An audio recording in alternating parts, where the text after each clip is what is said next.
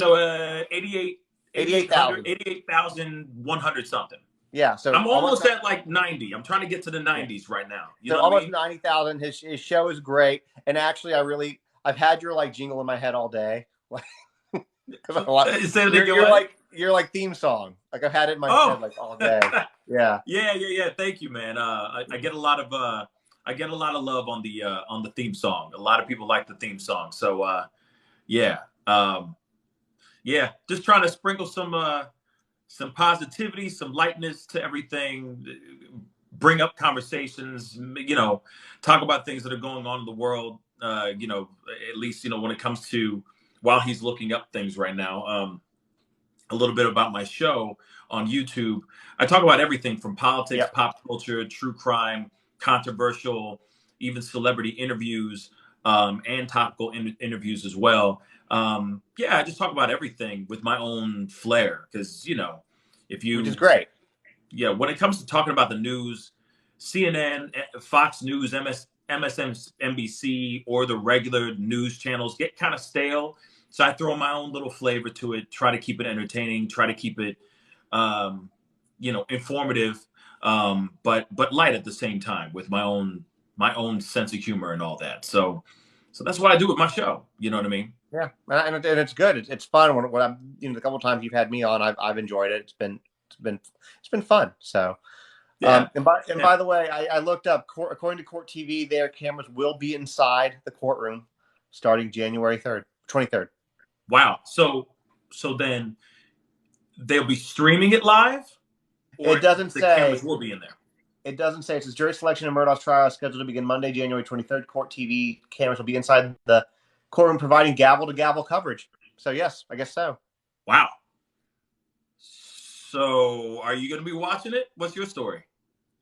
So I remember hearing about this about about a year ago ish, maybe not quite a year ago. I guess I don't know. Yeah, it was about a year ago. Yeah. And so I have to refresh myself, but I mean, I think it's gonna overtake the news when it starts. It's a very weird case with prominent people in South Carolina. I think it's the high level. Somebody's asking for a high level of this case. I don't even know. Like, let me just kind of skim real quick. Basically, this guy, he's an attorney from a very prominent family in South Carolina. He shot, I think, his wife and his son, supposedly, allegedly. Yeah. Yeah, and then the bodies were found on the family's 1,770-acre estate. He claims he was his mother's home at the time of the shooting, but blood spatter on his clothing indicates that he was at the dog kennels too. So, but part of it is he was a very. Then they unraveled a murder for hire plot, so that his son would receive a $10 million insurance payout. So there's a lot of moving parts to this case, and I think it's going to be fascinating. A lot of moving parts because I remember that there's something that has to do with drunk driving on a boat. His son was driving a boat at some point. I remember something about that. Yeah, and didn't it's not on here. I'm trying to remember, but did they kill somebody or crash or something like Yeah, that? Yeah, a girl lost her life on that boat. Now, I don't know if that's connected or that's just completely separate, but that is another piece to the story. Like I said, the Murdaugh case is so big that there would be a lot of catching up I'd have to do. Real talk. Yeah, well, I know. Well, you and me both, but it catches. Well, I know. Yes, we know that it's all old news. We're giving a recap because the court trial for it starts Monday. That's why, right. And we're talking about covering it because it's going to be it's just going to be big. Again, it's a very prominent family. So, yeah, it's definitely something to think about, to look into. I've been thinking about diving into it, but now that you mentioned it, now that you brought it up, I'm going to look into it for sure, and maybe see what's up. I'm going to maybe ask my viewers on YouTube, seeing if it's something that they want me to talk about. You know what I mean? Good idea. Yeah, I know. Yeah, I think. I mean, I'm definitely going to do it because with Idaho, unless they start they unsealed the warrant the other day, which I want to talk about Idaho, but let's leave them on edge just for a little bit longer before we do. Sure. 'Cause I know that's what they want. And let's talk about Alec Baldwin real quick because this will be short. What are your Oh, thoughts on what? Like, I'm not even a big Alec Baldwin fan, and I will give you my opinion. But what is your opinion on it? my opinion. It's Uh, your opinion. Your opinion. my opinion. I think he's responsible. Okay. There are things that he should have done that he did not do. And it starts all the way from the beginning of hiring an armorer that was still very, very green. It starts from all that. There is a domino effect that started from the very beginning of hiring this inexperienced armorer, and then it just went from that. There is some serious gross negligence within this whole thing, in my personal opinion. And I think it's ridiculous that Alec Baldwin is trying to fight this thing. It's going to be very hard for him to prove that he didn't pull the trigger, that that there wasn't negligence involved in this whole thing. And now that the fact that he's looking at 2 counts of involuntary manslaughter, I mean, he's looking at some time behind bars. No, he's not gonna. He's not gonna get time. No, he's going to walk. I mean, he's going to definitely walk. I mean, if he is found guilty, he'll probably have to pay some huge fine, do a little bit of this, that, and the third. But he's not going to see the inside of a prison cell. Not like that. I mean, they're not even arresting him right now. Yeah, he's still out free right now. He's worth $60 million. He can afford good lawyers. No, so. Yeah, exactly. So I think that given the fact that he already had his assistant director, Dave Halls, right? He did a plea deal and took a lesser charge. I feel like it's going to be very hard for him to prove that he didn't. There are choices that he could have had. Okay. There were choices that he had that he did not do. Like the regular safety precautions that are done on a set. I've been on many, many sets where there have been weapons, live rounds, blanks, and all that before. There's always a procedure that is done whenever there is any type of weapon, whether it's empty or loaded, presented on the set. There's a procedure that you do every time. Every single person goes through it every single time. Like, it may be boring and annoying and tedious, but at the same time, it's very important. And when you say cold gun, when the armorer says and let's just say it went from the Hannah Gutierrez Reed to Dave Halls to Alec Baldwin. This is the standard procedure that's supposed to be going down. Hannah Gutierrez Reed hands said gun to Dave Hall. Okay, Dave Halls. She says cold gun. Shows him that the gun is empty, right? Let's just say it's a regular 6-shooter. She shows it. She opens it up. It's empty. Dave Halls does the exact same thing. Looks into it, says yes, cold gun. I've double checked. Nothing's in the barrel. Nothing's in the chambers, or whatever the thing is, the sixer thing. I don't know the terms, but you know what I'm saying. Yeah. So then he goes, okay, cold gun, confirming that the gun is cold. Then he walks all the way over. Let's just say it's just those 3. He walks right over to Alec Baldwin, says cold gun. And guess what? The last person that's supposed to look into that gun to make sure that gun is cold is Alec Baldwin. Alec Baldwin's supposed to do the same doggone thing. He's supposed to open up the thing, look inside it, look at the barrel, look at the whatever, the holds, all the bullets, and say, all of this is empty, chambers cleared, so on and so forth. Yes, cold gun. And then they proceed on to do what they were doing. But that didn't happen, allegedly. Hannah gave him the gun. She said cold gun.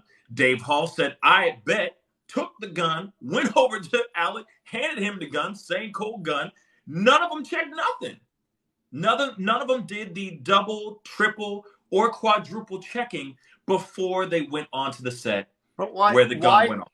But why are there live ammunition rounds on the set to begin with? Because there's no reason for there to be live ammo on that. Anything real shooting should be done, special effects if they had to do it, everything's typically blanked. So why is there ammo on the set anyway? And the reason I'm saying so, I think you might have changed my opinion a little bit because I believed the opposite of you, but you bring up some very valid points. So I'll say that. Alec Baldwin is very anti-gun. Somebody in here said it, and I know that's true. So there's a good chance that Alec Baldwin doesn't really know gun safety because he's so against guns. And I think, playing devil's advocate here, should he have checked? It sounds like the answer to that is yes. Absolutely. But at the same time, he probably expected it had gone through checks. But then why were there live rounds to begin with? Okay. So first, real quick, just to answer what you said just in your previous statement. Okay. Absolutely. Even if you're an anti-gun activist, right? Even if you're anti-gun, period, and you're an actor, and you've been in multiple other movies where you've held a gun, an AR-15 or any various type of firearm, you have gone through some semblance of weapons training. You also got to remember, this is Alec Baldwin. Alec Baldwin has been in the game forever, for decades. He has been, I'm sure in the very beginning, he wasn't an anti-gun activist in the very beginning. I'm sure he loved doing his stuff. That might be true. You know what I'm saying? Might very well be true.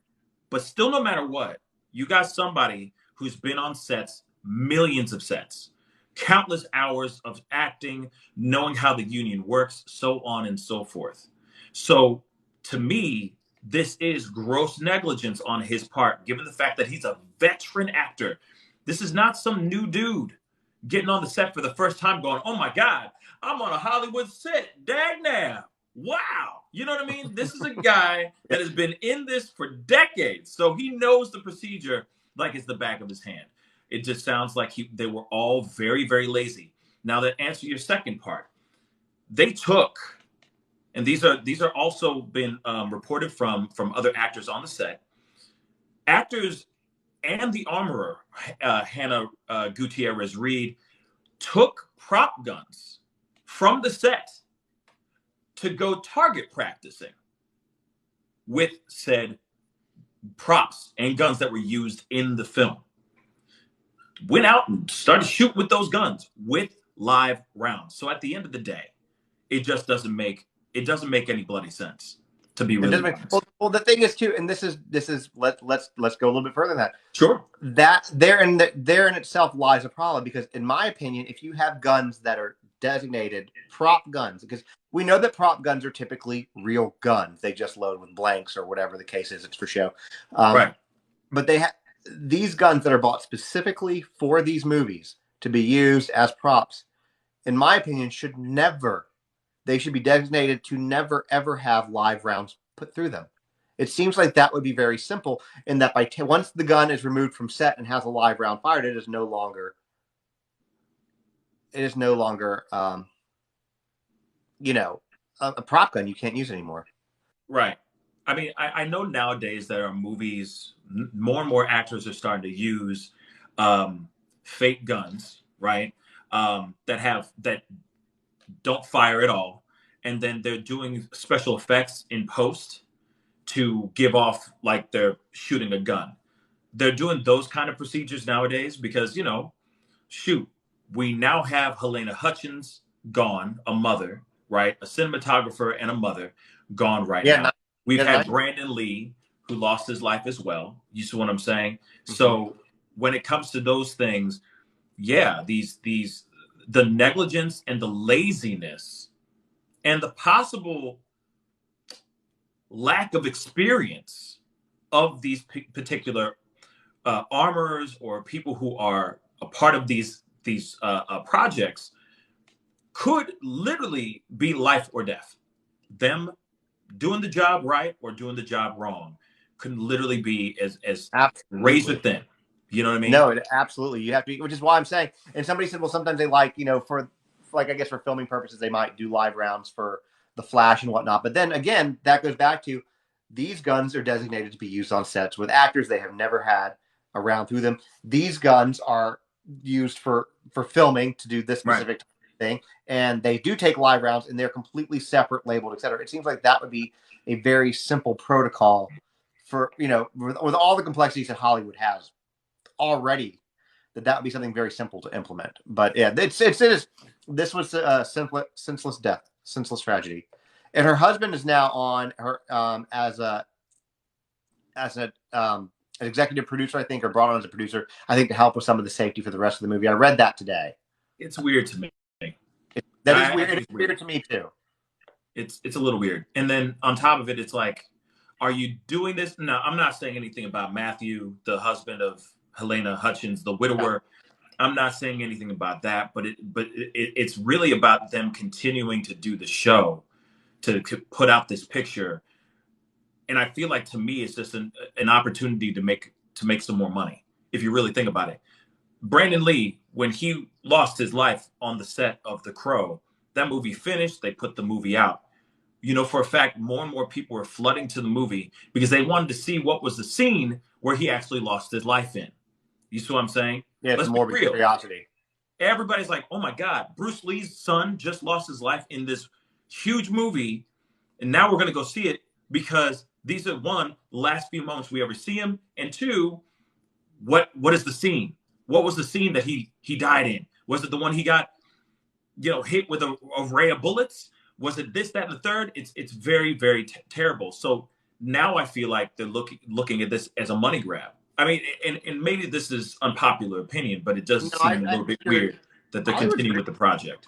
No, Hollywood's greedy. I think that it absolutely is that. Anytime an actor dies while filming a movie, especially a large or medium to large size actor, or there's a large actor involved in the death, in this case Alec Baldwin, because nobody knew who Helena Hutchins was, but like now they do because of this. But people know Alec Baldwin.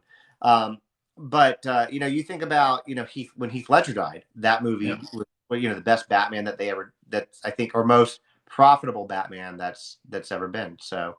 Right. It's interesting. So I'm glad we went there. We're gonna get to Moscow. I'm making y'all wait.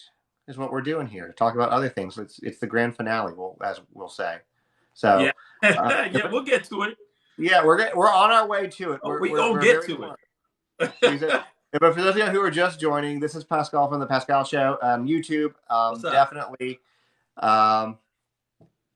Definitely go follow him here and on YouTube. He's trying to grow his TikTok a little bit.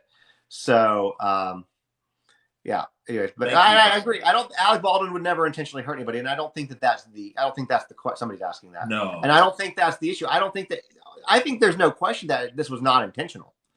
Oh, from anybody. Oh, yeah. Somebody says you have a great smile, by the way. Oh, well, tell them thank you. I thank my mama and I thank my papa. Okay. But I appreciate that. No, but I do think it's really ballsy of him to sit here and try to say, I think it's ballsy that he's sitting here going, I'm going to fight this. And, I did nothing wrong. You did a lot wrong. In my personal opinion, it's going to be very, very hard for him to prove that he did not pull the trigger. That's the part I think is going to be the biggest fight for him. Yeah, well, that's the gun went off, and that's, I think, the issue, because he's saying that he didn't pull the trigger, and they're saying that there's no way the gun would have gone off unless you did pull the trigger even when it was cocked. So, at the end of the day, the way that you put it, which I did not know that was the protocol, they were all supposed to check. They didn't. Whoever was taking out the gun to shoot live rounds through it, they need to be charged with this too, because there should have never been live rounds in it. And if they are, which again, there shouldn't have been in the first place. But then why are you bringing it back to set with live rounds in it? I mean, I know that these are all rhetorical because we. But no. This is, but these are all the questions that prosecution is going to be pushing for sure, and the defense is going to try to point. I don't know what the defense. I don't know what Team Baldwin's going to say. Right?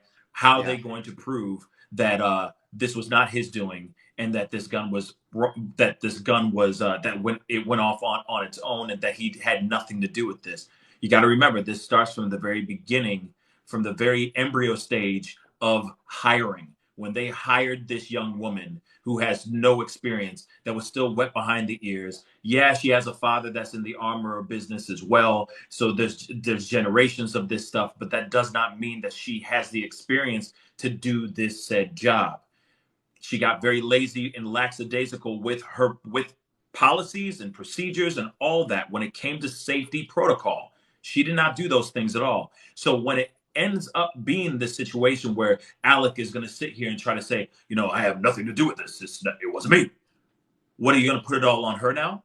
So are you going to say that it's all Hannah Gutierrez Reed's fault now? That's the other question too. Where are they going to be pointing the blame? Who's going to take the fall? Is it going to be Hannah? Well, it's not going to be him. No, not with the amount of money that he has. No, he's too big. He's too high profile. No way. I mean, at the end of the day, he was the actor, and yes, does some blame and responsibility fall on him. I until our conversation a few minutes ago, I would have said no. Now I will say, okay, yeah, a little bit. But I think at the end of the day, the people who it really who's really blame falls to, accident or not, is the armorer. That's their job. If the gun left set, that's their job to make sure that you know what I'm saying? It should have never left set to begin with. That is all on her. So now then should it have been double checked and triple checked? Sounds like it. But I think, so that's why I'm saying there's a shared responsibility there. But it sounds like, the bulk of responsibility is going to fall on the armorer or the people who took it out and shot it in the first place. So Alec got a lot of explaining to do.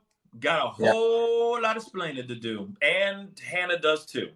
Because the only person that's out of the dark right now, that's in the clear for the most part, is Dave Halls. He's the only person that took a plea deal and is now. I mean, he didn't walk out unscathed, but at the same time, at least he's not inside a courtroom right now or anything of that sort. So it'll be interesting to see how this. It's gonna be interesting how it plays transpires. Out. Yeah. All right, you want to talk about? I know what they want. You want to talk about Moscow? Yeah, I mean, we've been talking for 20 minutes now. Let's rock and roll, baby. Let's go. Yeah. All right, so let's talk about Moscow. Yeah. Okay. Oh my God, yes. I read something very interesting on Fox today, so you got to take it with a grain of salt. And I'm not okay. And before anybody comes at me for saying that, I do not get political either way, and I'm not saying anything negative about Fox from a political standpoint. What I'm saying is that Fox, who I have relied on many, many times for a lot of non-political things, is usually gold, but lately they have dropped the ball and gotten a lot of things wrong, which is why I'm saying it that way. So I will get to that shortly, but let's talk about the warrant first. You don't know what I'm talking about, do you? So you're going to have to wait too. I'm Googling it right now. I'm trying to see what Don't you Google. You get I'm off. trying to see what you got, bro, because I got another one I got another piece too that I want to find out if it's true or not too. So it may be the same thing, but I'm waiting. What's it regarding? I'm about to get to my seat, baby. Huh? What's it regarding? I mean, obviously it has to do with Brian Kohlberger. Come on. Well, obviously, but what? Okay, whatever. We'll get to it. Let's talk about the warrant.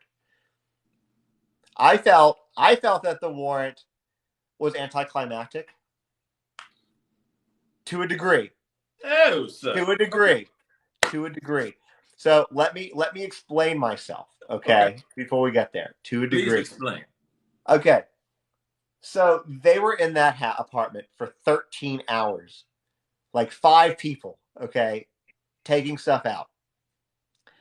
And they took out a lot more than they listed on the manifest, essentially, which makes sense to me. It means that they determined that out of everything they took out, these are the items that are key. Yeah. Okay. So part of it is anticlimactic because I would have liked to have seen some larger gotcha kind of item. Now, I mean, that's what I mean by that. Now, when we talk about an animal hair, it could be Murphy's. Could be. It could be related to the dog that got skinned earlier, for all we know. For the hairs, the way it's listed, they don't say it, and you know about this, so you can tell me if I'm on the right path with this or not. The way they listed the hairs, the hair strands, it seems to me that they believe the ones that they collected were different. All of them were different people.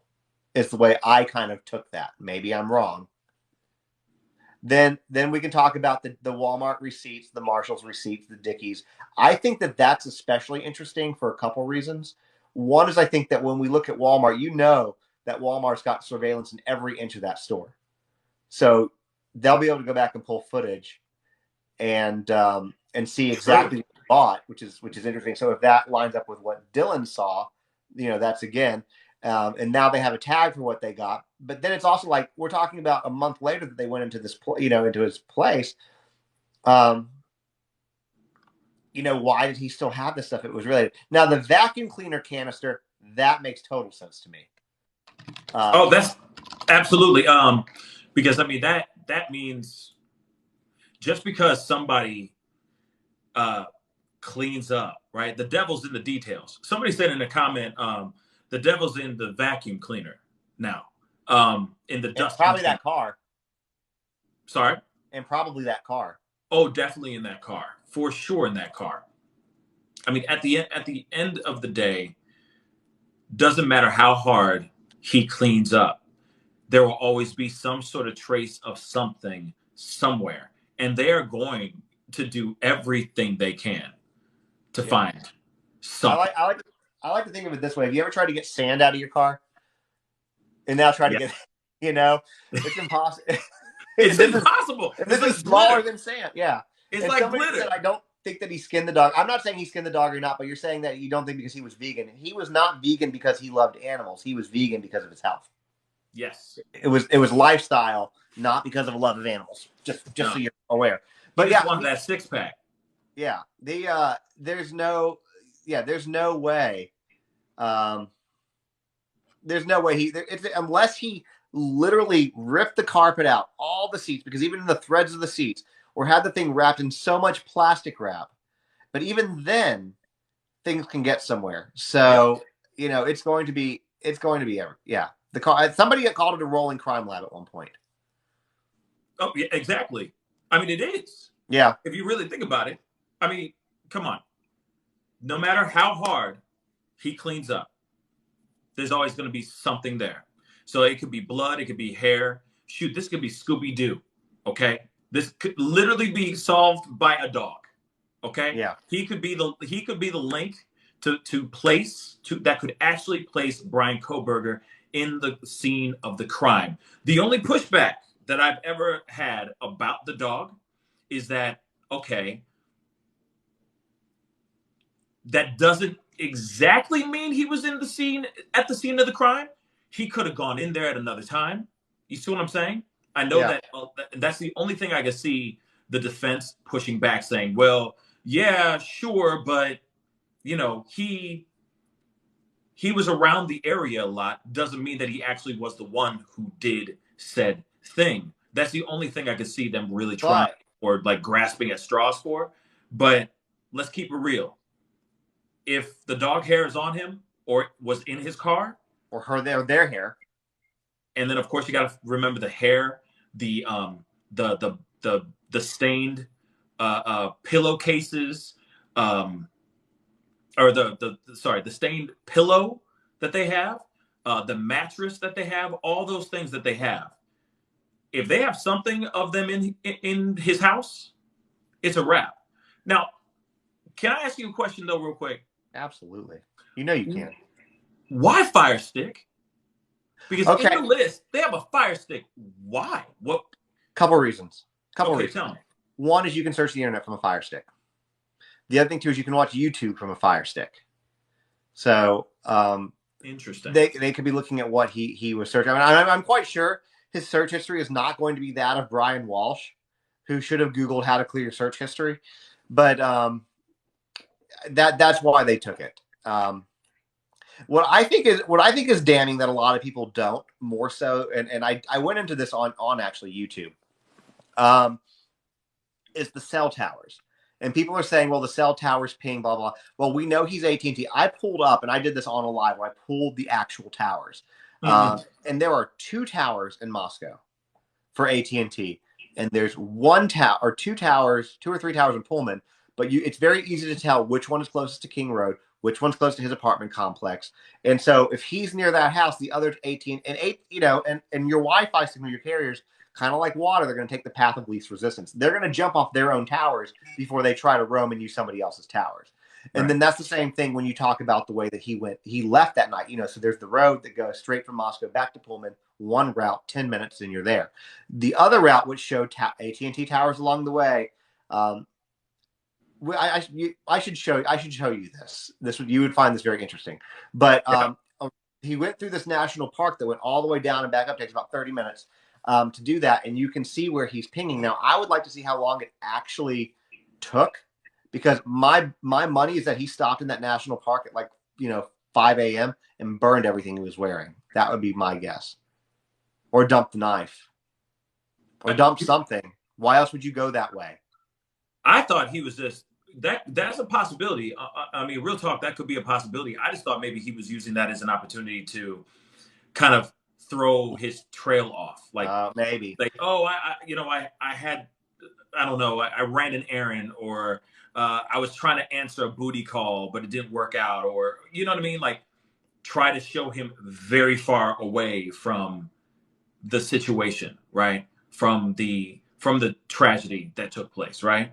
But that could have been it. He could have pulled over, thrown out some clothes, pulled over, got rid of the knife, Some lighter fluid, gasoline, done. lit something up. That's possible too. That is very, very possible. That's interesting. That's interesting. Yeah. But If you get into the cell phone pings and you start looking at the AT&T towers, which is what we know that's what he had, because that's what the affidavit says, and you look at where they are, it makes sense. It's going to make it very hard, I think, to be like, well, the ping's this, the ping's that, because there's a tower close enough to his house.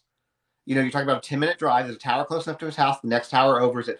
That, again, they're not going to bounce off the tower. I think that it's a lot. I think that people are underestimating the cell phone. People are saying, well, it's easy to throw that out and but I think if you look at the placement of the towers, I think it's going to be really hard to argue against them, personally.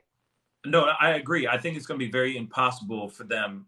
I think they're reaching when they say, "Oh, yeah, it's circumstantial evidence." Okay, so then why did he? There's so many other questions. You got cell phone pings for sure, but then you also have security camera footage that's showing his car driving in specific areas. All those things. So what the defense has, they're going to have a hard time trying to prove reasonable doubt with all this stuff that's pitted up against him. Sure, LeBar, his 2-second lawyer, okay, can sit here all day long saying, oh, yeah, it's circumstantial, but there's no way there's so that much all this evidence that they have against him is going to make him walk. There's no way. There's just no way. The thing about circumstantial evidence, let me just switch gears a little bit. Everything they have on Brian Walshe, for the most part, is circumstantial. Right. He's got a weird concerning search history from his son's iPad, but they don't have a body. In this case, in Idaho, they got 4 of them. Right. Yeah, it's interesting to see how it's going to play out. Brian Walshe, the world's dumbest criminal. You Google how to get rid of a 115-pound woman's body. You Google how to, how you can retrieve money from inheritance and all that stuff as well, because his wife had millions of dollars. Can you identify from broken teeth? Say again, what? That one. He had one that was like, can you identify a body from broken teeth? Like, come on. The world's dumbest criminal. Then you also have where he drove off to, the $450 worth of cleaning supplies, the bloody rags and all those things that were found in the trash 20 minutes away from his mama's house. The hazmat suit that he had, all that stuff. I mean, come on. Everything, yes, is circumstantial, but my lord, all those things are smoking gun evidence that will throw that guy behind bars for the rest of his natural life. And I'm looking. They found her COVID card. So for people asking who don't know about the Anna Walshe case, Brian Walshe, that happened. She went missing January 1st, New Year's. He didn't even report her as missing. He didn't even try. Her work reported her as missing. And so, anyways, yeah, it's just. He's a guy. He also, that's important. He was already in legal trouble for trying to sell fake Andy Warhols. So, but yeah, it's interesting. It's interesting. But yeah, Walsh's goose is cooked. There's no way. Oh, it's a wrap. It's over for him. It's a wrap. It's done. Kohberger, though, Him part of me guilty. worries about Kohberger because I think Kohberger did it. And I think you believe Kohberger did it too, right? Without a shadow of a doubt. Okay. Without a But it's shadow hard of a to prove it beyond a reasonable doubt. That's the concern. And I say that knowing only what we know now, which is obviously this much compared to what's there. Yeah. But I just hope that I don't know. I hope that they get this right. I will say I think I told you before on your show. I said a lot of negative things about that police department, kind of called them Mayberry, and I wasn't even mad at them for it. Simply for the fact that I'm like, look, this is a town that hasn't had a murder in 7 years. Like, I'm not mad at them. Why would they have the resources for this? It's not something that they deal with. And then they were doing it so well, and they just kept it hidden from everybody. And I really have to give it to them. Somebody wants us to go over the stricter gag order. I have not heard about the stricter gag order. Have you? No, that's news to me too. So we'll have to get back to you on that. Yes. We're going to be looking up that for sure. Now,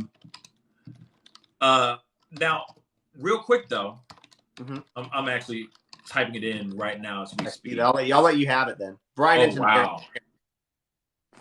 All right. That's right here.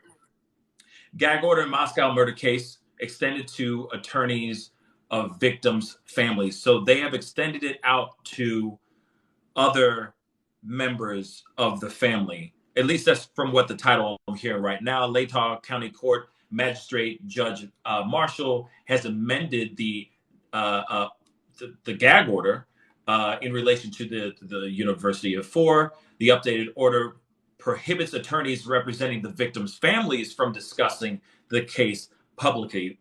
This means the attorneys representing the families of the 4 victims, Ethan, Kaylee, Xana, and Madison, cannot discuss any aspect of the court proceedings with the public or the media. That is interesting. This means the attorneys for the victims' families are prohibited from discussing evidence in the case. More than that. It's more than that too. It's witnesses also. On the one I'm reading, it's witnesses from publication.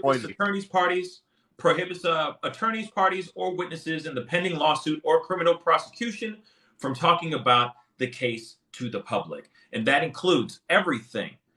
Everything that it includes is right here: evidence in the case, the character, credibility, or criminal record of a party involved, the results of any examinations in the case, any opinions on the merits of the case, anything that might impact a fair trial, including statements, confessions, and admissions given by the suspect or information on plea deals. So, in other words, they can't say a doggone thing throughout this entire thing. But what's interesting is, and I know a lot of us are really worried about this because they're going, "Oh no, what does this mean?" Well, guys, tranquilo, relax. It doesn't mean that we're not going to find out what goes on in the trial. They will be reporting those things. If there's some huge bombshell that drops, they will be talking about it. The only issue is that we're not going to be able to hear from the horse's mouth, from the actual witnesses, from the attorneys, that when they walk out of the courtroom and say Brian Kohberger says, I did this, that, and the third, and he hasn't been found guilty or anything of that sort. The case is still going on, and say they walk out, the lawyers walk out, they can't talk about anything. But for a fact, media can still talk about the things that are going on inside that courtroom. So there will still be updates, information, and all that. But yeah, now they can't even interview. Now they can't even interview the attorneys of the family victims. The Gonsalves family can't come out and speak out because they're the most vocal lately. They are vocal. They are very vocal. And none of the other families can speak up right now. So that's it. We have seen the last of the Gonsalves family speaking out from this new update forward. So real quick, a completely different thing, but I want to introduce you to somebody who's in my live right now because I think he would be phenomenal on your show. Sure. Do you know who Justin Behag is? I know Justin Bieber. No, not Justin Bieber. Bieber. Justin Behag is Dog the Bounty Hunter's nephew. We met during Gabby's case, and he and I have become like friends outside of TikTok. And he should follow you. He's right. Yeah, he's right there. Justin, go follow Pascal, and he would be a very interesting person to have on your show. Is what I'm saying. If he's wanting to do it, sure. Wait. Where is he? He's on my live right now. He might jump over to yours to follow. We have two separate lives going on at the same time? Yeah, so basically you don't see the comments. I don't know how TikTok works, y'all. Yeah, sorry. That's where you're new. So what I could have done is I could have had you come in a little itty-bitty box in the bottom of the screen, and you would have seen all the comments that are right here. Okay. But you would be in an itty-bitty box on the screen. I wanted you to have equal screen, and people can just click your name and jump over and hit the follow button, which y'all should if you haven't. But anyway, fair. Yeah. But anyways, yeah. I think that Justin knows who you are. He says so. Anyways, hopefully that's a good thing. Hopefully that's a good thing. Anyways, so do you have a chat going below you? You have a chat, right? Yeah. People are, I'm seeing things going off. Like, of course. So you can see comments on people who are in your live, but people in my live can't see the people commenting on theirs, and vice versa. People who are commenting in mine can't, so that's kind of how it works. So I can. Yeah. So like I see Sunny, Debony just said, damn, I was just talking to you from Justin's live. Yeah, I'm still, I'm very, very new to this. Dr. Susan 1901 said, cool. I just switched to you from Justin. I appreciate you. You don't have to jump over here. No, they can't. To follow you need to jump over there. And also sometimes people do, because right now there's 744 people on my side. I don't know what your number looks like, but sometimes it's about more 100. Chill. Okay, so that's a lot more chill. So they might actually, a lot of people will do that just so their questions get seen, because sometimes it scrolls so quickly, when you have a lot of people that they can't. So, but yeah, I feel like dual live should end up including one chat. I think that somebody just said they should fix that. I agree. What is Justin Behag's TikTok? It's Behag, BIHAG 23. If he says something, he'll do it. But anyway, I just think if he joins, or I guess if he followed me or something, I will try to follow him back, or I can get y'all in touch. I have both of y'all's phone numbers, so I can get y'all in touch with you. Because I would love to get him on, because there's a lot to talk about. He's fascinating. He's fascinating. And the thing about him is, and his head's going to get real big because he's in here and I'm talking positively about him. But the thing about Justin is he really brings a lot of interesting experience to the table, because they were on TV as celebrity bounty hunters. But I mean, he's like legitimately was a bounty hunter. Like, so he can bring some very interesting things to the, like I said, very interesting discussions. Right. He was there. Who was there? They took down, and he's gonna yell at me for not remembering who this is. They took like some criminal that they all ended up going to jail over, because they went to Mexico to get this guy. And it was a huge bust. And I think even Andrew Luster, there it is. They took down Andrew Luster, and they all went to jail for doing so, but they got him back, is the point. So he's the real deal. So I think it would be interesting. So nice. Yeah. Please. I appreciate you making or at least trying to make the connect. And I'm definitely down to bring on some other people who have, bounty hunters, etc. Because love getting as many interesting people on the show with it. He's interesting for sure. He's interesting for sure. He brings a lot. He and I talked a lot during the Gabby case. We did a bunch of joint lives together and stuff like that. We really haven't in a while. I probably need to schedule something with him too. But yeah, he'd be good to have on your show. Let's make it happen. Question though, because there was something you said earlier, about the not the surprise. I'm gonna let you drop that surprise. But I mean, I'm ready for that. But yeah, and that's fine. But you did say we tapped on it, but then we kind of went off on we went off roading for a little bit. So the question: why was it lackluster? The warrant. I did say it. I expected I was hoping that there would be some big like gotcha type thing, like the knife. I didn't think they were or going a to punch bloody him. shoe. Yeah, maybe, yeah, a pair of, Okay. like a receipt for a pair of Vans. Although we don't know what the marshal's receipt said. Bingo. So that's that's possible. But yeah, I don't know. I didn't think it was gonna be the knife. I don't know what I was expecting, but something like, and I guess this is also kind of coming off the fact that you had Brian Walshe asking, like, should you wash or get rid of clothes that you used to murder somebody? So like maybe he kept the clothes. There's a chance, There is a very good chance that Um, he saved those things as little trinkets, little trophies, little reminders of a crime that he just committed, that he felt that he got away with.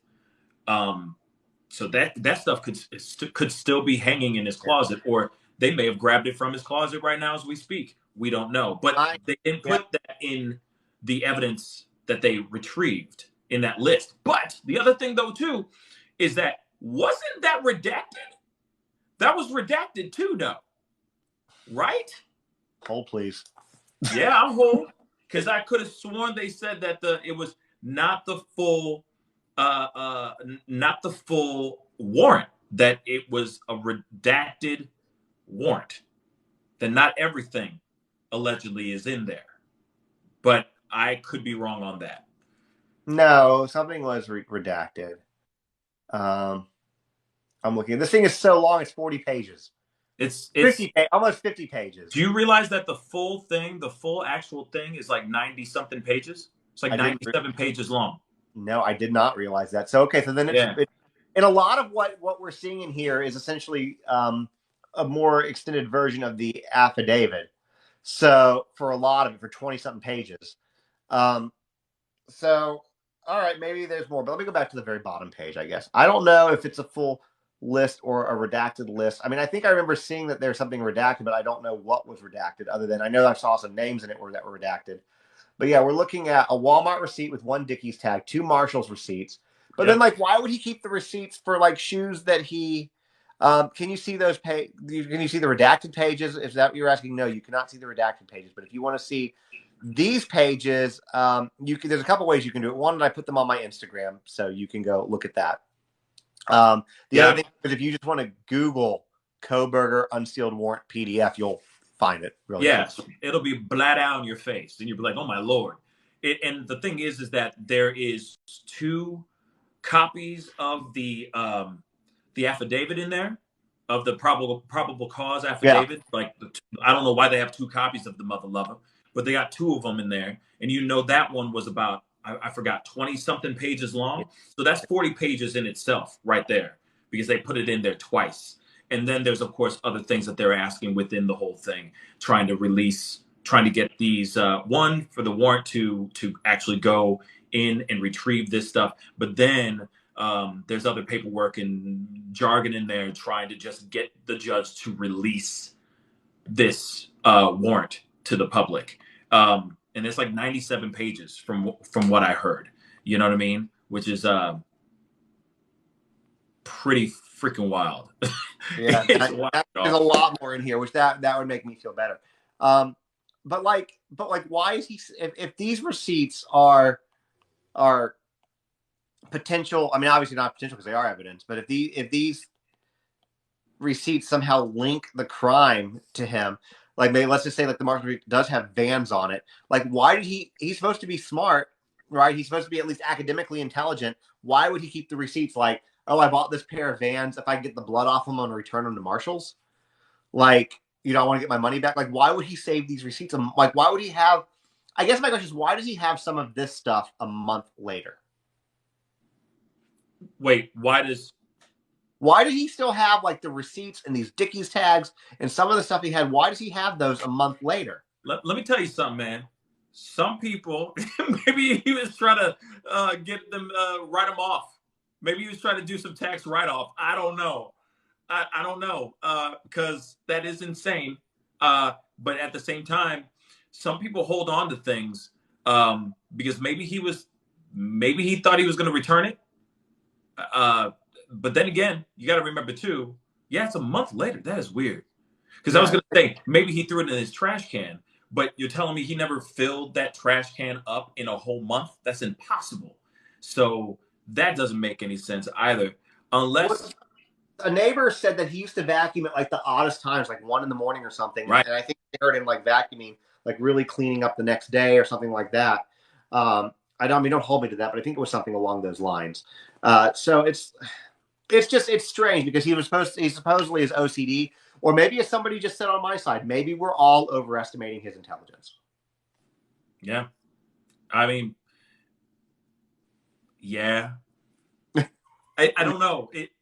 I know some people who do random things, like they have weird little idiosyncratic habits, like they will hold on to a receipt, right? It'll just sit there on their desk. They may be the cleanest people in the world, but they hold on to that receipt. Why? I don't know. Either maybe they balance their checkbook, or they're trying to write it off tax-wise or something like that. But they just hold on to that thing just in case they want to return whatever it is that they bought from that store. Yeah. Okay. So that may have been the thing. It is weird to me. Or that could have been his token. That could have been a trophy to remind himself of the crime that he allegedly did. See what I'm saying? But a receipt or a tag seems like a strange trophy, but I guess to each their own. True. Because it can't be a person's head. It can't be a bloody knife. It can't be a bloody shoe. It can't be his shirts or the clothes. He got nothing left. It's not like he can write this down going, I killed somebody and I loved it. He can't write it down. So he needs something to remind him of this, right? Just something. For anybody else, it could be, you know what I'm saying? Maybe he used that just as maybe he was going to put together a little scrapbook to remind himself of this thing that only he would understand. You see what I'm saying? You never know. No, that's a fair point. Now, to Justin Behagen, and I take his opinions fairly seriously, because again, he's spent a bulk of his life tracking criminals, right? That's what he does. He says what he said verbatim is, I'd say he's smarter than we all think. Just my opinion. He's bored with life because his brain is too advanced.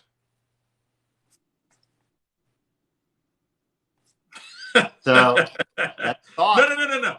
I'm not laughing at Justin, but I do think that I don't know what you said earlier. What are the chances of us really hyping him up to be some brilliant dude, and he's just the biggest dumbass? What are the chances?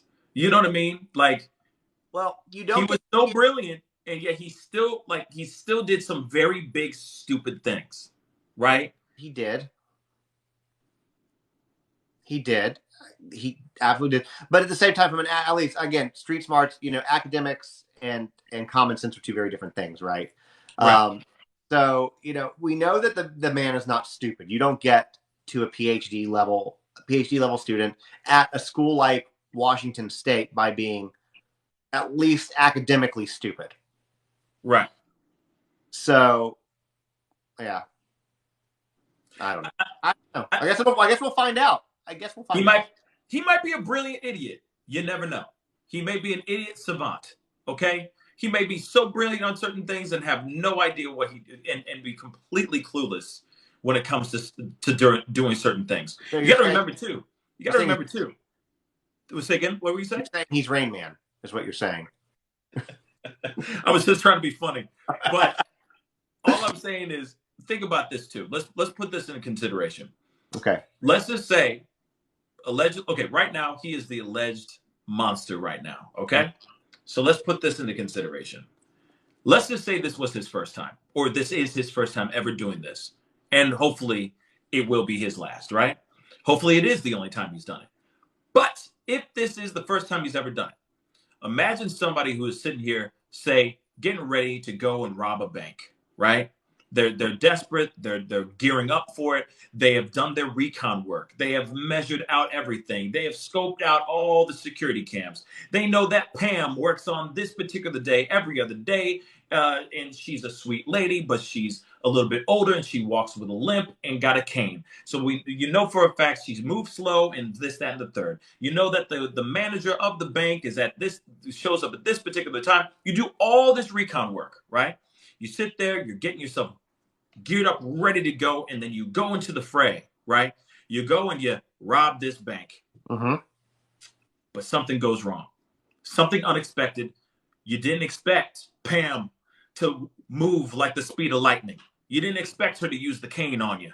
You didn't expect the manager from the back to come in and throw his lunch sandwich in your face and throw you off. You didn't expect all the other factors that you did not factor in, to the point where you run off. You get into a tussle, you get some of the money, not everything, but enough, and you take off. But you leave something behind. You leave a glove or the mask that you had on your face, something like that, in this scurry, right? What are the chances of this actually happening to Brian? He is set up like Koberger. He set up all this stuff.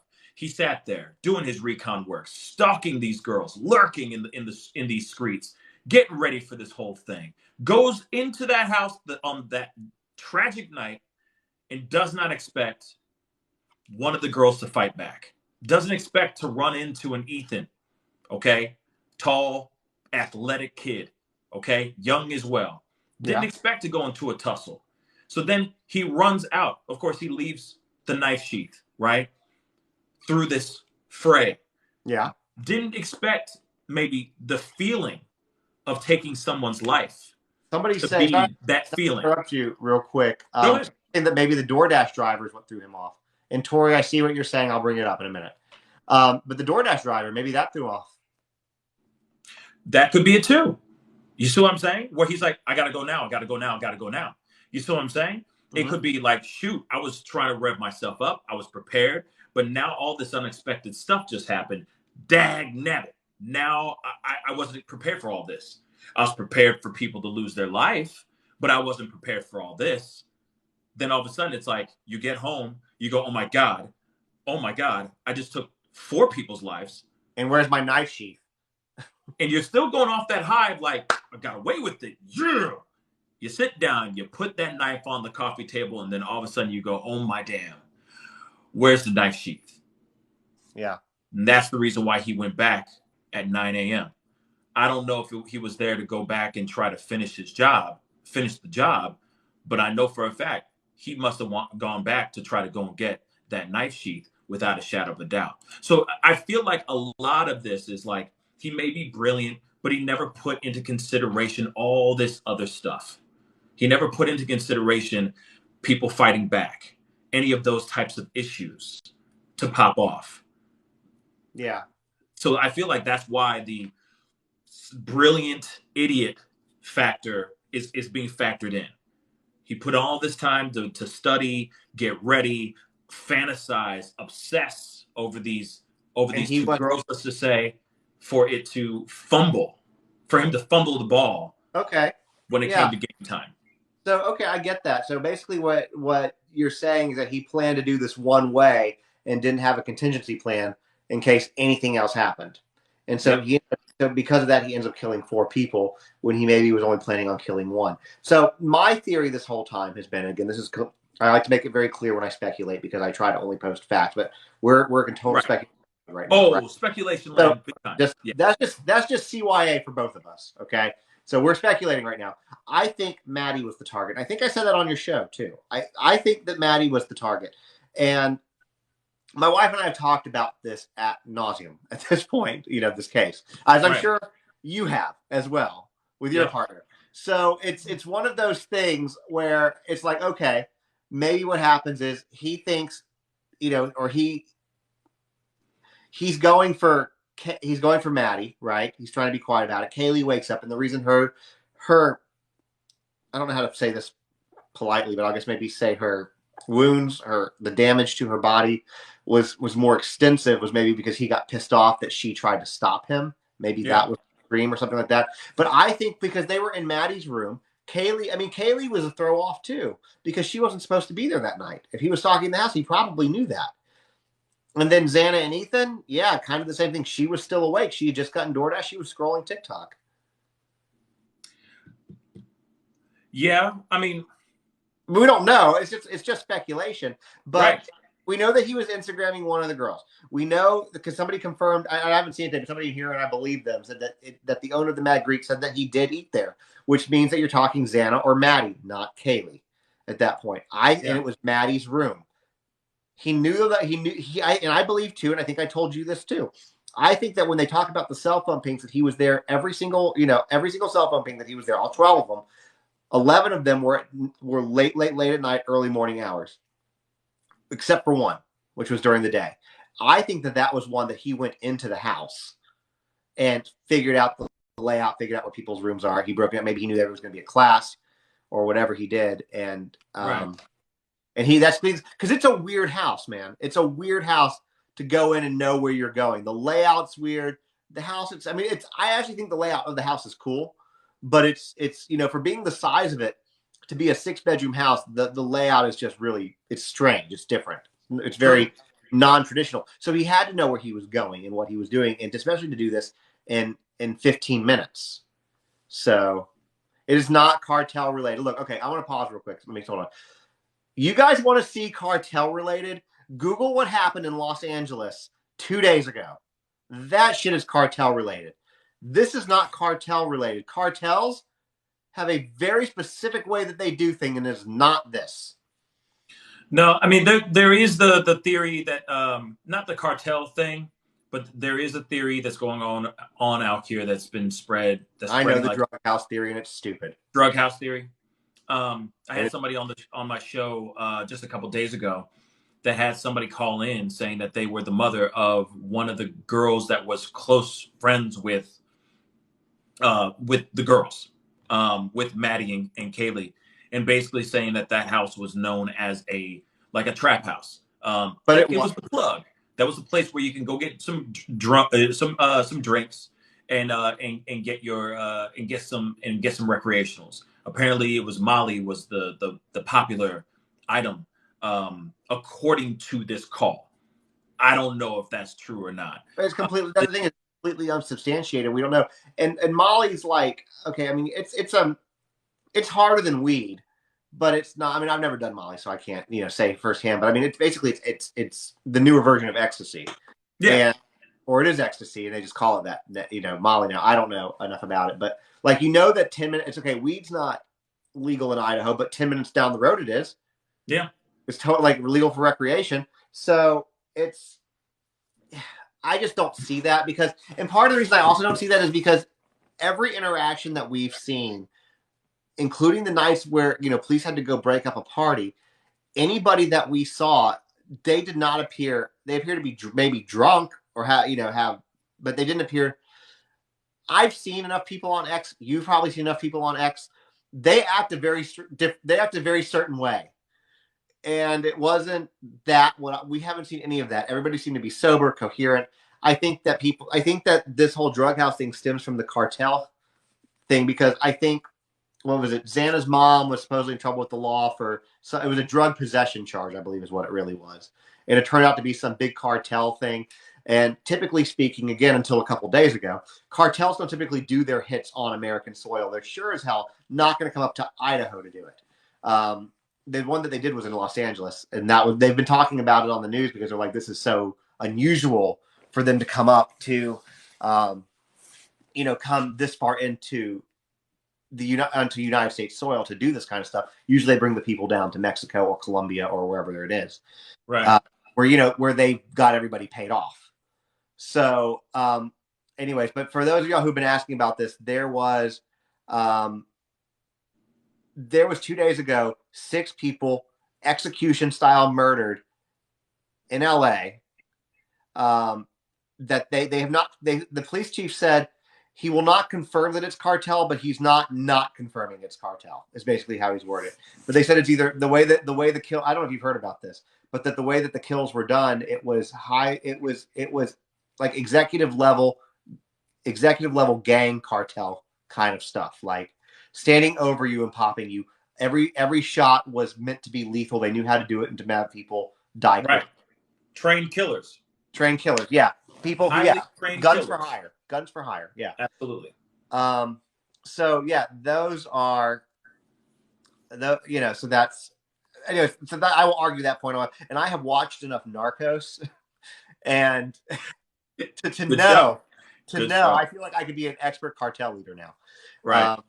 And that's just, they have a very specific way that they do it, is all I'm saying. Yeah, and yeah, they're saying, so two of the people, I will warn you if you look into this, because you might find it interesting to look into. Yeah. Two of the people were completely innocent victims. One was a teen mother, 16 years old, and her 10-month-old baby. Execution style, both of them.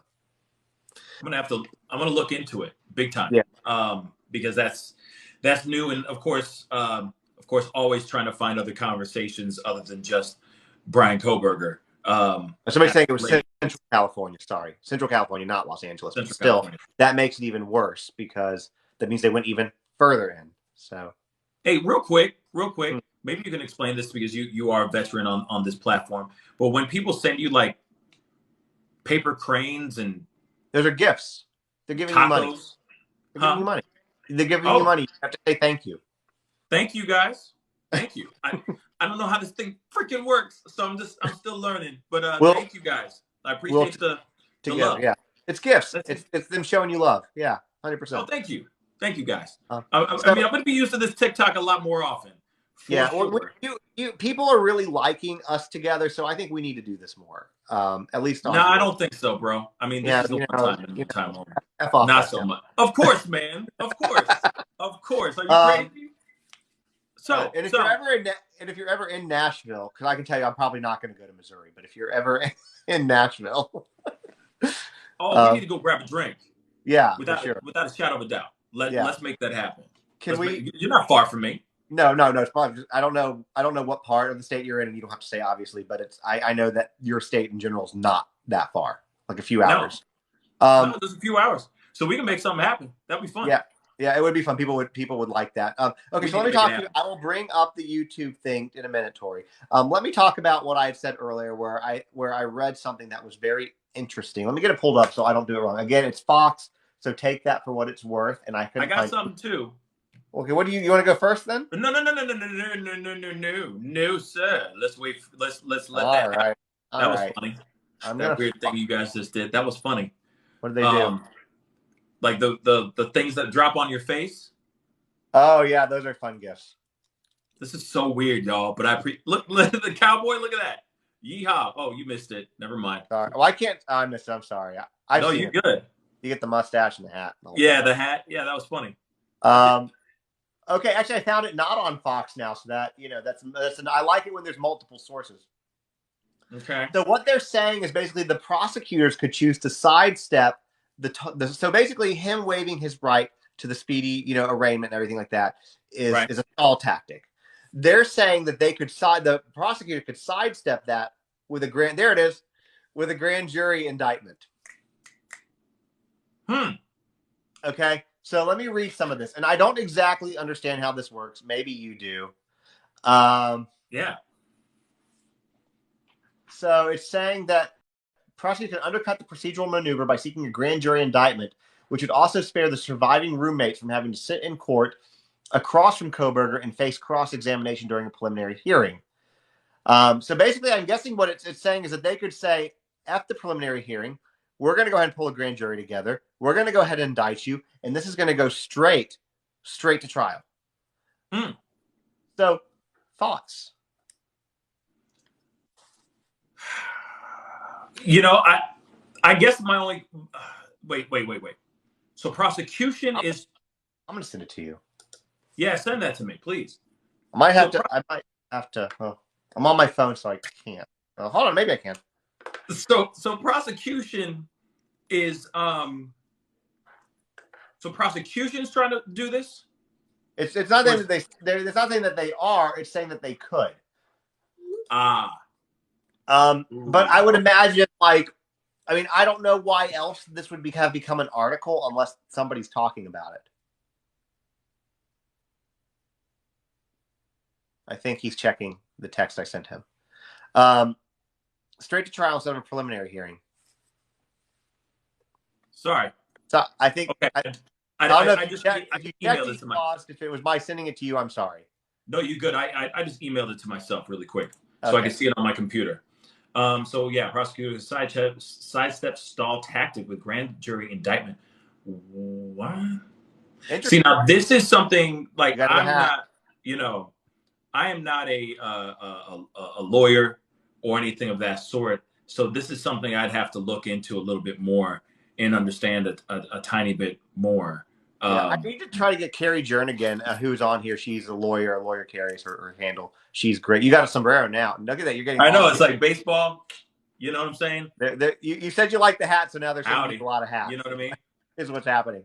I've been watching Yellowstone like crazy recently. I've been like binge watching the hell out of it. I haven't watched Yellowstone yet. You haven't? No. Have you watched? Okay, I've heard good things. Well, have you watched? Man. Have you watched Peaky Blinders? I have watched the first season so far. Very good show as well. Have you watched Narcos? I have seen the original Narcos. So you haven't seen Narcos Mexico? No. Watch Narcos Mexico. Okay. It's good. It introduces a very young El Chapo. You know what? I started it, and then I got stuck on another show. You see what I'm saying? Everybody is saying we have to watch Yellowstone. Yo, I'm telling you, it's good, man. It's good. All right, we'll do that. Surprisingly good. Because I was like, my top ranking for TV shows, my highest tier, my highest level that I compare everything to is The Sopranos. Oh, well, Sopranos are always Sopranos. That is my top tier show. Breaking Bad. Breaking Bad is good. Breaking Bad is here compared to Sopranos, which is still here. Ooh, okay. And I love Breaking Bad. I feel like they're right here. I'll give you like same level. I think that Peaky Blinders and Breaking Bad are very close. Okay, fair enough. Fair enough. Fair enough.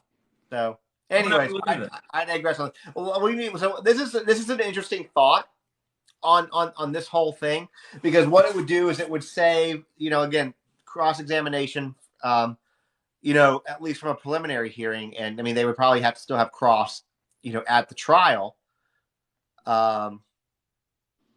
Dexter too. Dexter's another good one that's very high. Dexter was great until they thank you. Producers changed writers and all that. I think like the first 3 seasons were fire. I think it was up to I think it was John Lithgow's character, the Trinity Killer. Yeah, the Trinity Killer. Then after that, it went like just crashed and burned. So I think that it was still good. I think what ruined, I thought what you were going to say, so I got really excited. I thought what ruined Dexter was Dexter New Blood. Oh, that was trash. I loved it until the last episode. If you watch that show and just don't watch the last episode, you'll be good. But how do you? That was so bad, so bad.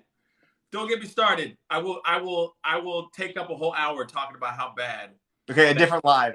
We'll do that. We'll do that on a different live. We'll have to talk about over drinks. Or over drinks. Yes, gladly we'll make that happen. Somebody said same with Sopranos in the last episode there, because I think if you watched Sopranos when that first happened, when it first came out, and I'm sure you did because I did too. I think everybody in America thought their TV broke. Oh, everybody like slapping the side of the TV. I what 100% changing channels, thinking that wait, did I pay my cable bill? What happened here? You know what I mean? It was bad. It was bad. That ending was pretty bad. But still, huge, great show. Great show. But I do have something else, and I'm still trying to find out if this is real or not. Okay. And I'm actually trying to pull this up. I don't know if did I email this to myself or no. But there's a thing. Okay, hold on. I'm excited to hear what you found. Alyssa, while he's looking, do you see all the rave reviews on Yellowstone? It looks like we need to watch that. Yeah, it's a good show. It's a surprisingly good show. I will say that. Because I was, I'm not a huge cowboys and Western type stuff. I'm not a huge fan of that kind of stuff personally. Except for like The Quick and the Dead and like Unforgiven. Okay, classics. Yeah. You know what I'm saying? But I was like, Kevin Costner. I don't know. I'm not saying anything bad about Kevin Costner, but Actually, he's really good in this show. But it just after the first episode, you're like, wow, and it's savage. That's what I'm gonna say. It's so good. Have you seen Tulsa? Have you seen Tulsa King? I just started that 2 days ago. We only got a couple episodes into it too. I don't know. I don't care if the show ends up being trash. I just love Sylvester Stallone. I'm a fan too.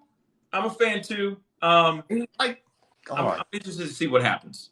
He's like 76 too, or something like that. He old, bruh. He old. Like, look how good he looks. Like, dude, he old. 76. Like, I would not F with this guy. Like, he could still take me out. Oh, absolutely. But he old.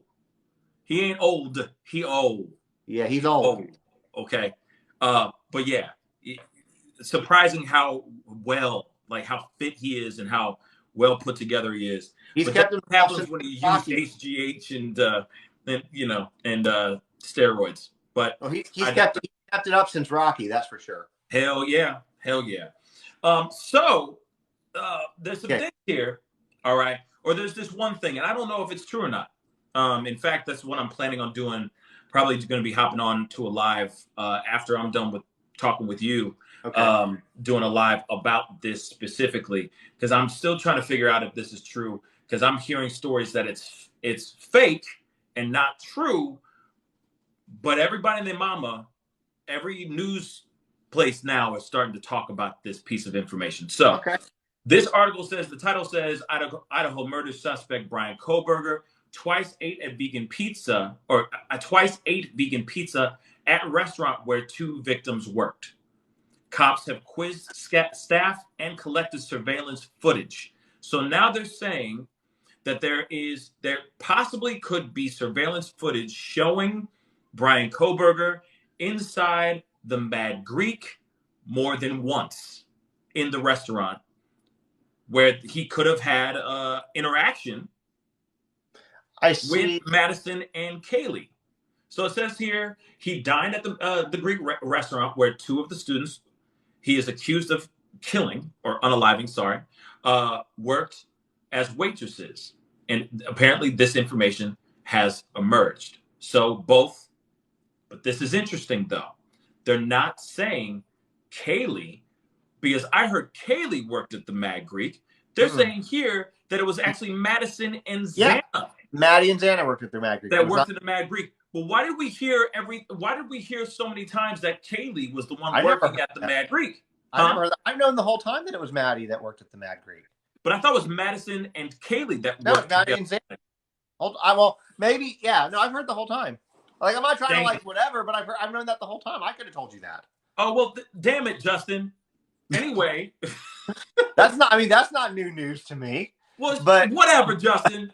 Whatever, man. Okay. I swear, I thought Kaylee worked with. I thought they were like attached at the hip, kind of. Well, you know they were, but I guess not for the work. I don't know what she did. But okay, here's the thing. So I looked up what you're looking up, and I see why you're hesitant, because your 2 sources are People and Daily Mail.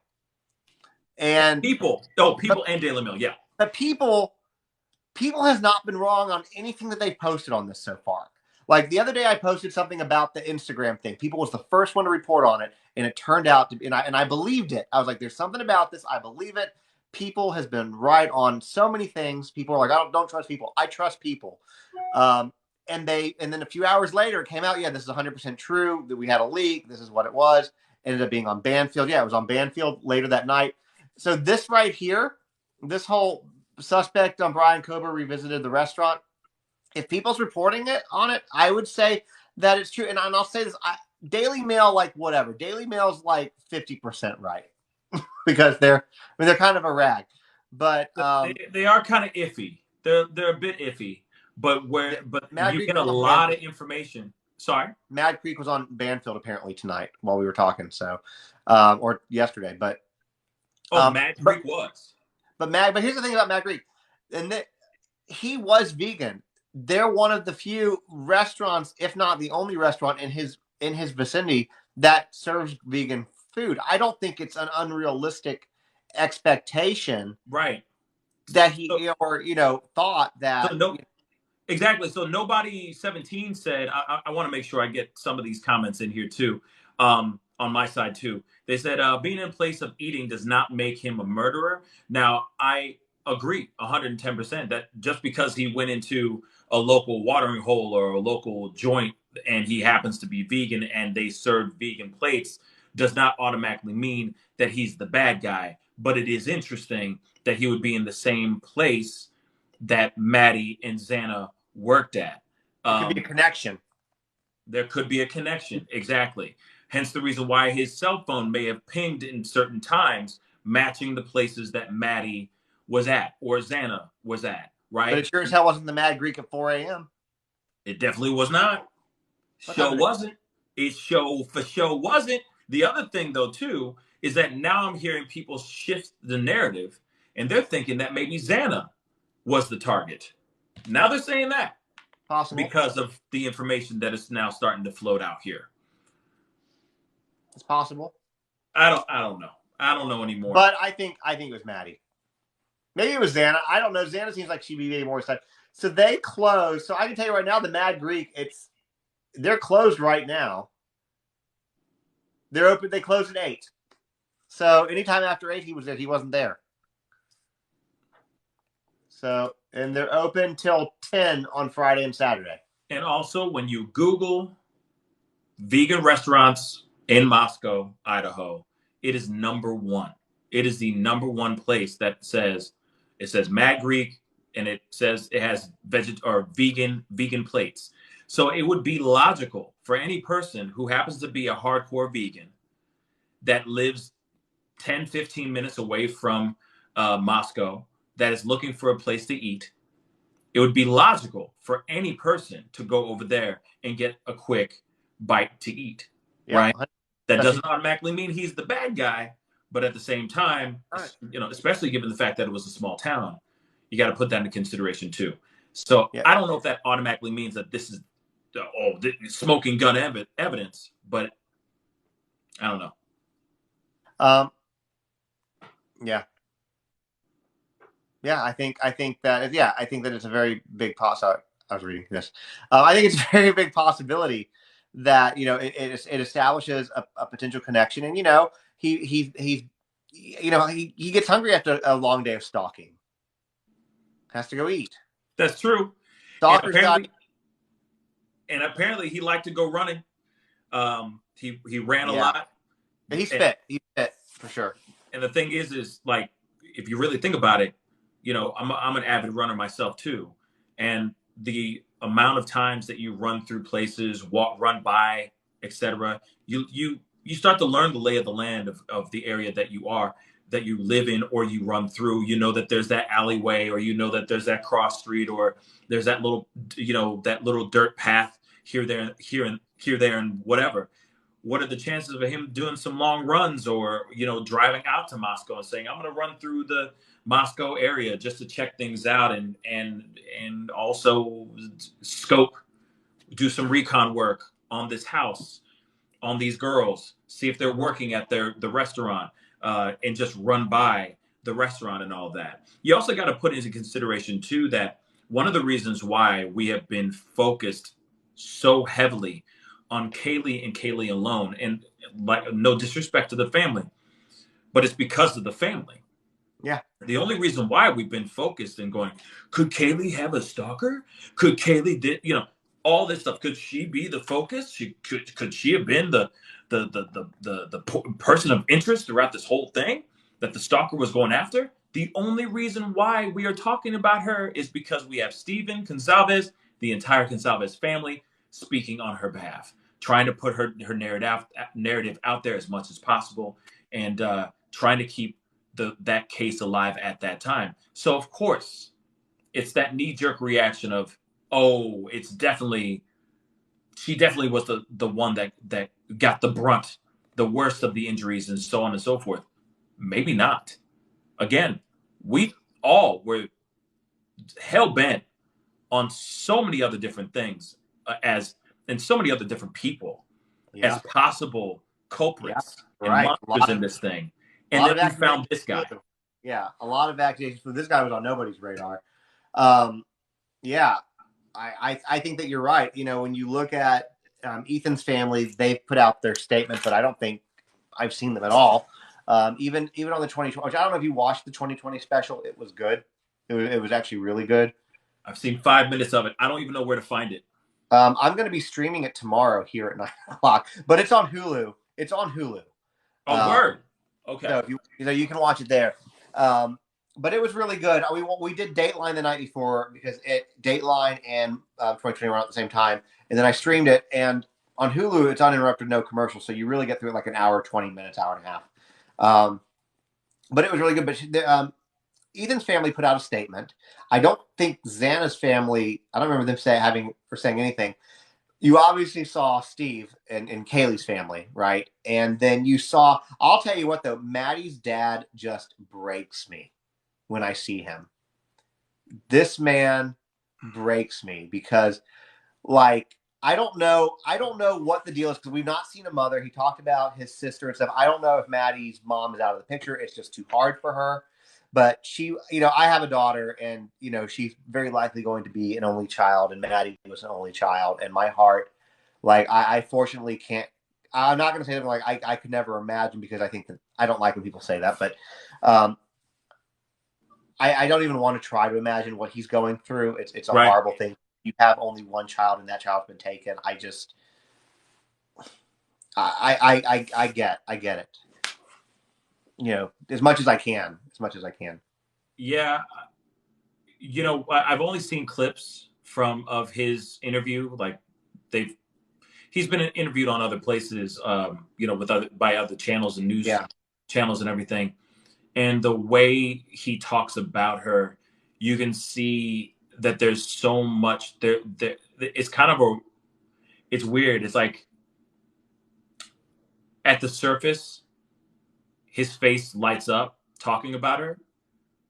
So there's so much joy. Yeah. Like, so much pride over his daughter. And then there's this underlying undertone of absolute pain. And you can just see it within it's bittersweet. When he talks about his daughter, when he talks about Maddie, when he's speaking about her life and who she was and all that, you can really tell that this was a man that really loved his daughter, was very proud of her. And he seemed like he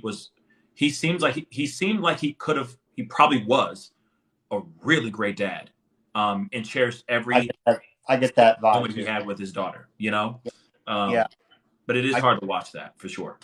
Yeah, it's on Hulu. It's I think it was very nicely done.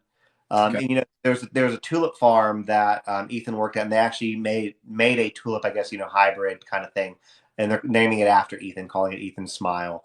And it's just there's some really, like, beautiful things that are coming out of that for the memory of these people, which is great. And then I know too, I don't know if you watch Banfield. I stream Banfield most nights. I didn't tonight, but like, one thing I thought that was really great that Ashley Banfield did for at least Kaylee's family was she was like, I'm going to get you in touch with Joe Petito to help you navigate this process.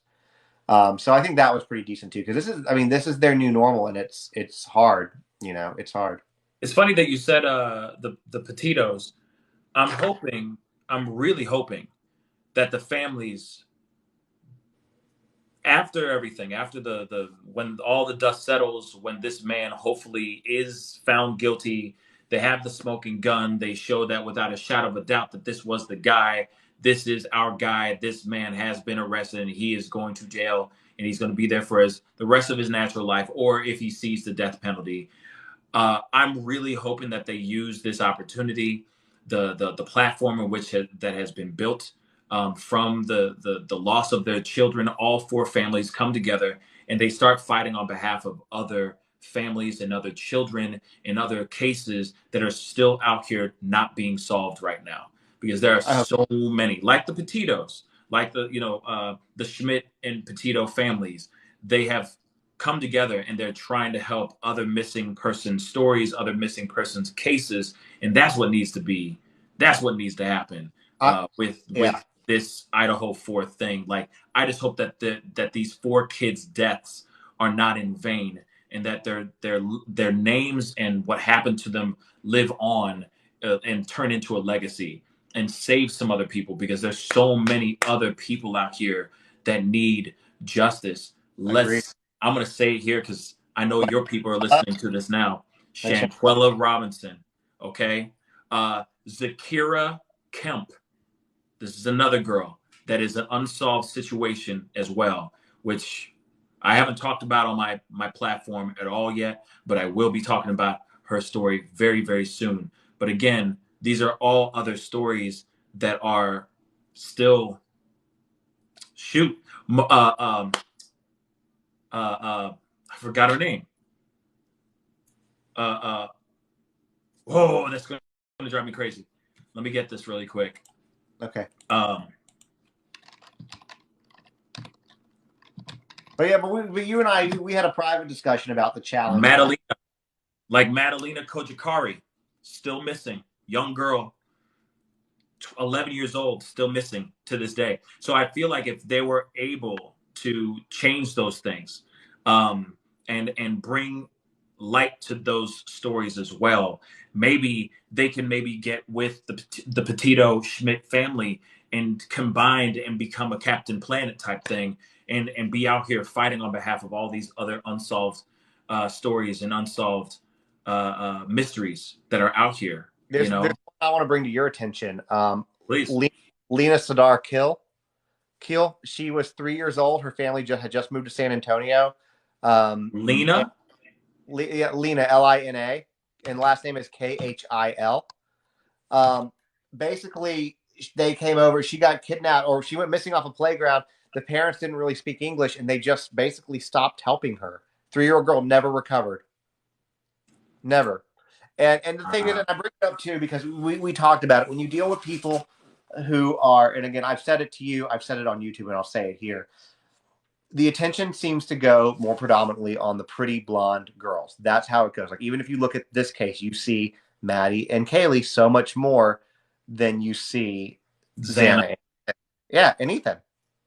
Yeah, well, if you're a guy, then you're just like way out. So it don't matter. But yeah, it's sad. But there's a lot of these cases, and it's tragic. Like, and maybe I should do it. I know I still owe you a video on Shanquella. We've had a lot going on. It's not an excuse. I need to do it. We're gonna do it. Yeah, I know it's coming. But this Lena, this is a 3-year-old girl. You know, the parents are so limited on their communication. It's just it's sad. It's sad. So it's, you know, and again, what I told people is I have no problem making these videos. I want to make the videos. I want to bring the awareness out there, as do you. But people don't especially on TikTok. If people don't interact with TikTok videos, then they don't go anywhere. And even when you do it, TikTok has a tendency to suppress a lot of things. Yeah, that's another one. What about the Indigenous young women? The MMIW, missing murdered Indigenous women. That is a whole. You could do a whole segment on that alone. The numbers of missing and murdered Indigenous women are astronomical. Yeah, and it's not talked about at all. So it's I mean, absolutely astronomical. And when Gabby Petito was going on, I did make videos about that, and again, they went nowhere. But I will say this, if you haven't, I will encourage you. So I would encourage you to go to the Gabby Petito Foundation website and purchase some merch from them. And I will just tell you, the quality is really, really good because I bought so much stuff from it. Oh, you already have it. Okay, cool. Well, we did. I'm doing a collab with the Petito Foundation right now, actually. So we've been making these T-shirts that are available on my website, and I think it's on the Petito website as well. But okay. We did. I'd like to do something for them with them too. So I don't know. Maybe I should reach out to the foundation. Yeah. So we did. I would love to bring awareness because what they're doing is amazing. Because, you know, I don't think that there's a better family in America than the Petito Schmidt family. Like, those people took an absolute tragic event. Yep. And made some good out of it, where they're like, we don't want any other family. We want every family who has to go through this to get the same support we had. And that's just an amazing thing about them. So for the person who asked about the Summer Wells case, that is a very interesting scenario. When I go to YouTube after this, you can bring that up to me and I will talk to you about my opinions on Summer Wells, because if I say them on TikTok, I will get banned.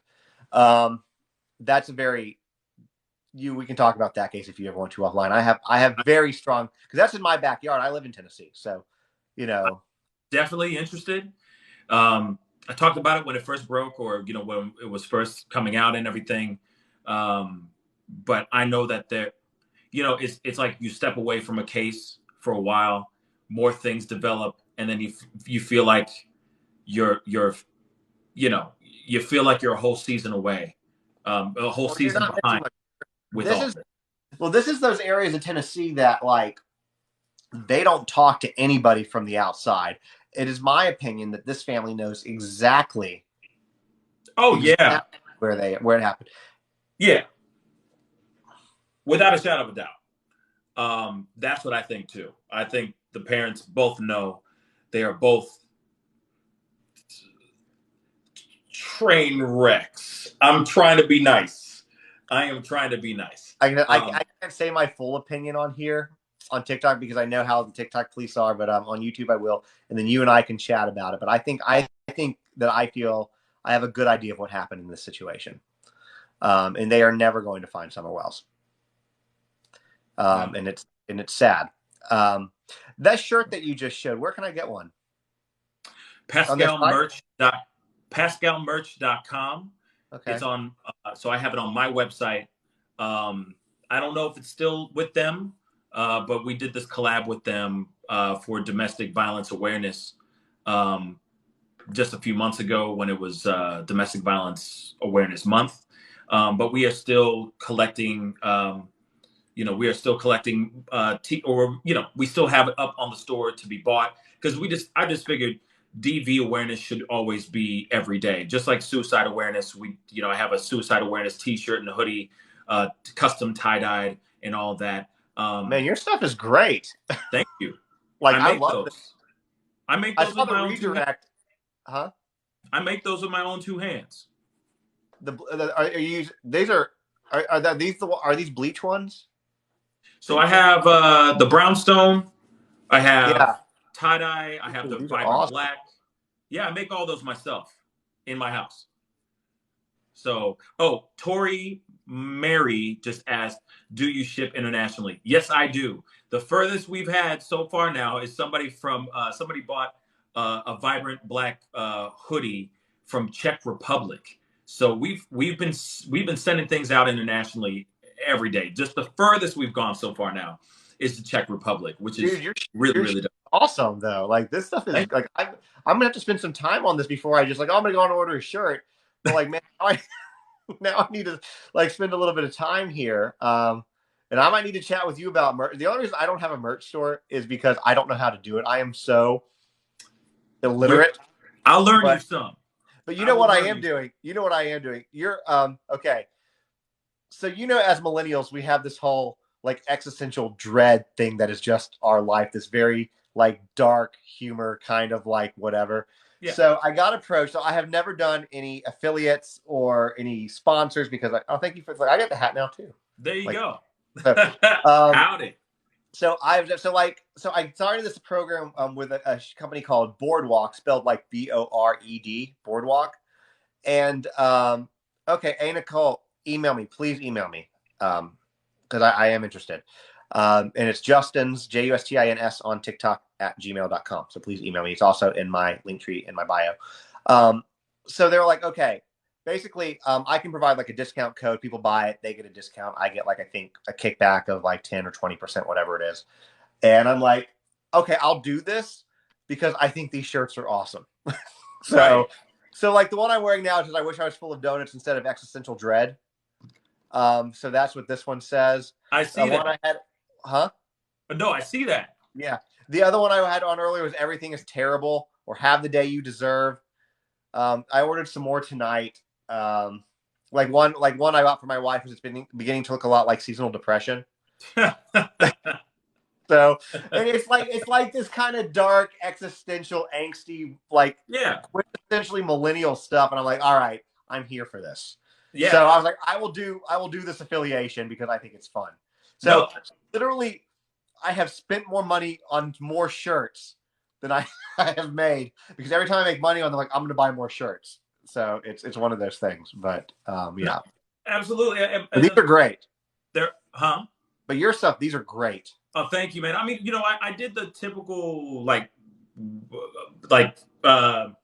made to order outsourcing thing in the past. I mean, there's plenty of websites like that where they can just make the stuff for you and it's a piece of cake.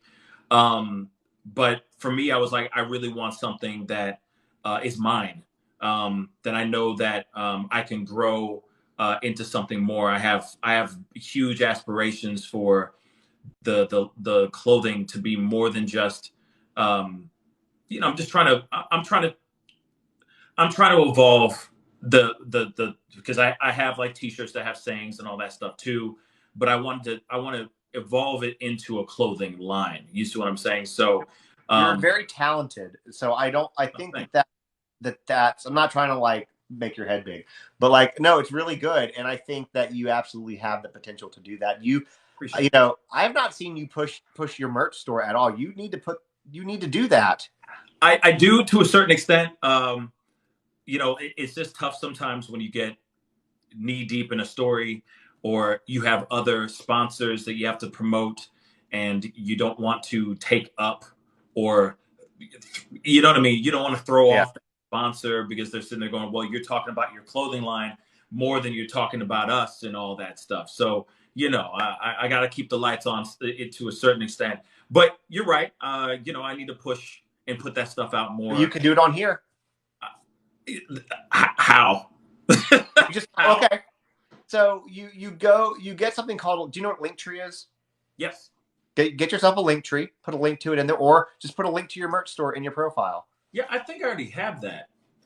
Because I have two different websites, because PascalMerch.com is really easy to remember, but the clothing line is called Beautiful Beef Collections. I was like, what's this redirect? I thought I entered it wrong at first. No. And then I saw you modeling your stuff. Like, okay, this is the right place. Yeah. No. I don't know how to, and that's the other thing. How do you mod somebody here? Can you? Okay, so you click on their name. Okay. Give you the option, the top right in real small gray letters will say manage, and then you can do it that way. Wait, nope. Maybe I'm not there yet. That's so those buttons. I'm gonna make Tori a mod because she's always in here. Am I? Okay. I guess that's it. Boom. Okay, so one of my mods from my show on YouTube is here. Isn't here, and she was like, make me a mod. So I just made her a mod on here too, which I appreciate it. Mwah! I love you, Debbie. But yeah, so I have a beautifulbeefcollections.com. Beautiful Beef Collections is the actual clothing brand. So like I said, I got huge dreams for the brand to be more. Hence the reason why I have these tie-dye hoodies and t-shirts and these track suits, these matching tops and bottoms and all that stuff, because I just have a dream of like an athletic line. I have a dream of doing underwear. I just came out with I just came out with hats, so bucket hats now. So I have now bucket hats out and ready to be bought and all that, all on beautifulbeefcollections.com. Or you should do socks too. You should do socks too. That's my next move. There's a big market for socks. Yeah, and especially with the tie-dye stuff that I'm doing, I know that there's a lot of people that just want some socks with some pizzazz. You know what I mean?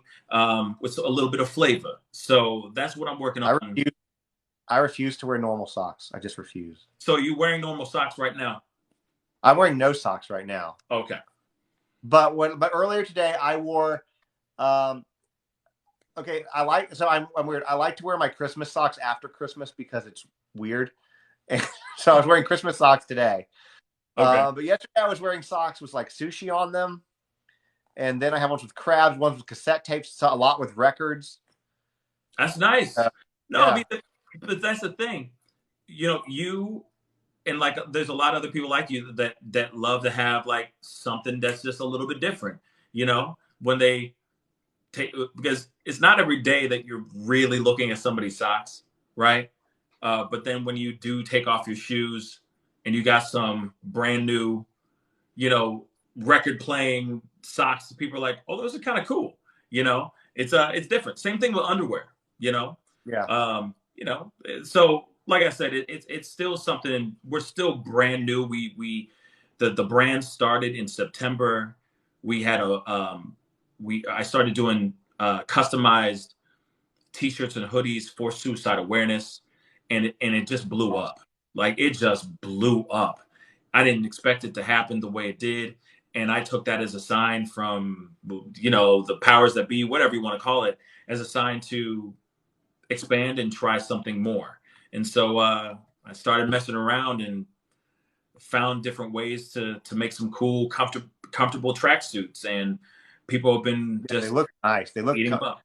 there. Some of these designs, like I'm not going to go get it and show you, but like I have like a Lululemon like hoodie that looks a lot like. I mean, it's not as colorful as yours. Like it's just mine, like blue and black, but it's still really cool. But yours kind of has like the same vibe to it, and it's like I said, it's really nice. And they look like the quality. I mean, I can't feel them, but the quality looks good. So yeah, they're trust me. I'm very picky. I really like. I mean, I want people who are going to buy my stuff to feel good in it. I don't want them itching or feel like if they wear it one day for like 1 hour, their nipple's going to get ripped off because of how rough it is on the inside. I want them to feel good. Like they're getting a really nice, comfortable bear hug. You know what I mean? yeah, I like it. So I've just been, really, I care about fabric and all that. I know that sounds random, but that's just what I've been, doing on that too. And, even Debbie said you should do tumblers over here. Yeah, there's a lot that I'm working on. You Trust can me. get a Cricut and get the mug press and do stuff like that. My wife just got a Cricut. We do mugs too. We have mugs. You do? Okay. So Mm-hmm. my wife just got a Cricut for Christmas, and so we're thinking about for some of the t-shirts I have. There are certain like I guess colloquialisms that I like to spout off, and they're like you need to make shirts with these things on them. So like one of them is like I'll do like if I need to do something like turn away and because I'm so ADD I can't like keep talking and then type. I'll be like hold please. So that's one, and then apparently like Reddit is not a reliable source is another one. That's a good one. That's a good one. That I need to do. So, and then there's a few others. I forget what they are. They'll tell me, but like, yeah. I'm telling you right now, you already have, like, let me just say this. You already have, especially on TikTok, you already have that platform. You already have the followers. You already have people that like your stuff. And maybe there are certain sayings that you do have. And if you really care about the product and really take care of what you are making, it'll be, you already have the audience that will. Yeah. Well, they wanted it. Buy. They have been asking me for over a year to do merch. They have been asking me for over a year to do a podcast. And it's just a lot. And you're like, why haven't you done it? The same reason I haven't gone, because I don't know how the hell to do a lot of this stuff. And I'm so busy that I don't have time to learn. But I want to. I mean, that's the thing. So that's why I've been like bugging you with some of this YouTube stuff. It's all good. I'm almost at my hours. I'm like 300 some odd hours left till I hit the thing. Right. You'll get it. You'll get it soon enough. You'll get it quickly. I don't think lives count towards it though. I disagree. Okay, maybe it doesn't. I don't. Maybe it takes a couple days for them to update them because I haven't seen the uptick. I'll say that it may take some time, but you also got to remember, there's also people who are playing it back, that are rewatching your stuff. Those are hours, so on and so forth. So seriously, I'm still doing it. And when it comes to the clothing and stuff, and you're sitting there going, "Oh, I need to learn and blah blah blah." You just need to shut the hell up and just do, because you just start. You can do all the research in the freaking world. Well, it's not that. It's like as far as designs go, like I know how. Yes, Tori, I think that it would count that way. It's like I have these ideas for designs, but then it's like I have them in my head, but for me to articulate them to somebody to get it how I want to get the design done, because I have zero artistic ability, like none, like negative artistic ability. So that's where my biggest challenge is. Like I have these ideas, I just don't know how to implement them and find the suppliers and the people who will do the drop shipping and stuff like that. That's where I kind of lack and haven't had time to really put in the effort. I mean, like going on to Shopify and creating a store, that part's not hard. Right. The podcast thing too, that's not hard. My biggest challenge with doing a podcast is two things. One is I have a 3-year-old, And the time when she's like in bed like she is now, I come up here and I'm on lives. So, I've thought about doing like a podcast and recording it like while I'm on YouTube. What? Yeah, you? Yes, you in the front. Yeah. So, teacher. So here's the thing: your show that you do on YouTube, yeah, is a podcast. So well, do I your get that, show, take it, but because you can also, because you're using StreamYard. I know that you can download the video, and you can also download the the audio by itself, and that's a so, podcast right there. so if I'm Boom, doing okay, audio. so that's effing brilliant. So thank you. So I guess I need to more cognizant because one thing You're that I love about welcome. StreamYard is I pull a bunch of shit up and I go through it like I did with the cell phone ping tower. So if I put that as a podcast, nobody would see it. But does it matter? No, okay, Okay. because you're already talking about it. So okay, sure, you're talking about the cell phone ping. I mean, sure, that might be something that you have to do a little bit of editing. You might have to cut out that part if you're showing something or you're talking about a photo or something like that. But if you're describing the photo in the conversation during the live, Yeah. that's fine. Who cares? Okay, Nancy Grace. Let's talk about Nancy Grace for a second. Do you know her live show, her show that she does on Fox is the Yeah. actual podcast? Do you know how I, much she's I talking there going, I don't know, oh my gosh, heavens to Betsy, what's happening in Idaho? Though all that stuff that's happening is exactly what's on the podcast. Nothing's changed. So they're just ripping out the audio and shoving it in there, chopping it up with a little bit of commercials because they still got to make their monies. And that's it, bruh. So you just need to do the same thing, baby. Do so your basically, show, what I do is I'll just take do it when I out, and put it on podcast.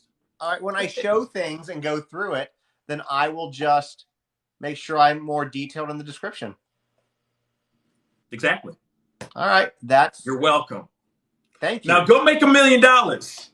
Well, I'm not going to do that with 3,000 followers, but I'm getting there.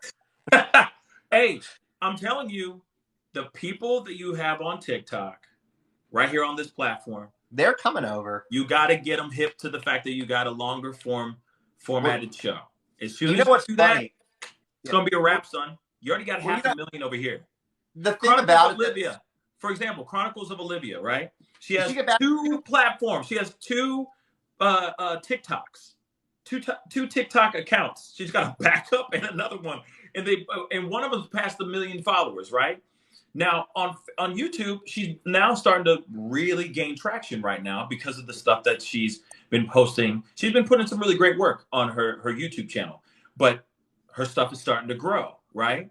But that's also because she's putting information out here on her TikTok, letting people know that she's over on this other platform, and she's cross promoting in that way. You just need to do that. It's very simple by just saying at the end of your videos, hey, on your TikToks, hey, I'm going to be talking about this in full on my YouTube channel. Well, I have started doing that. See me there.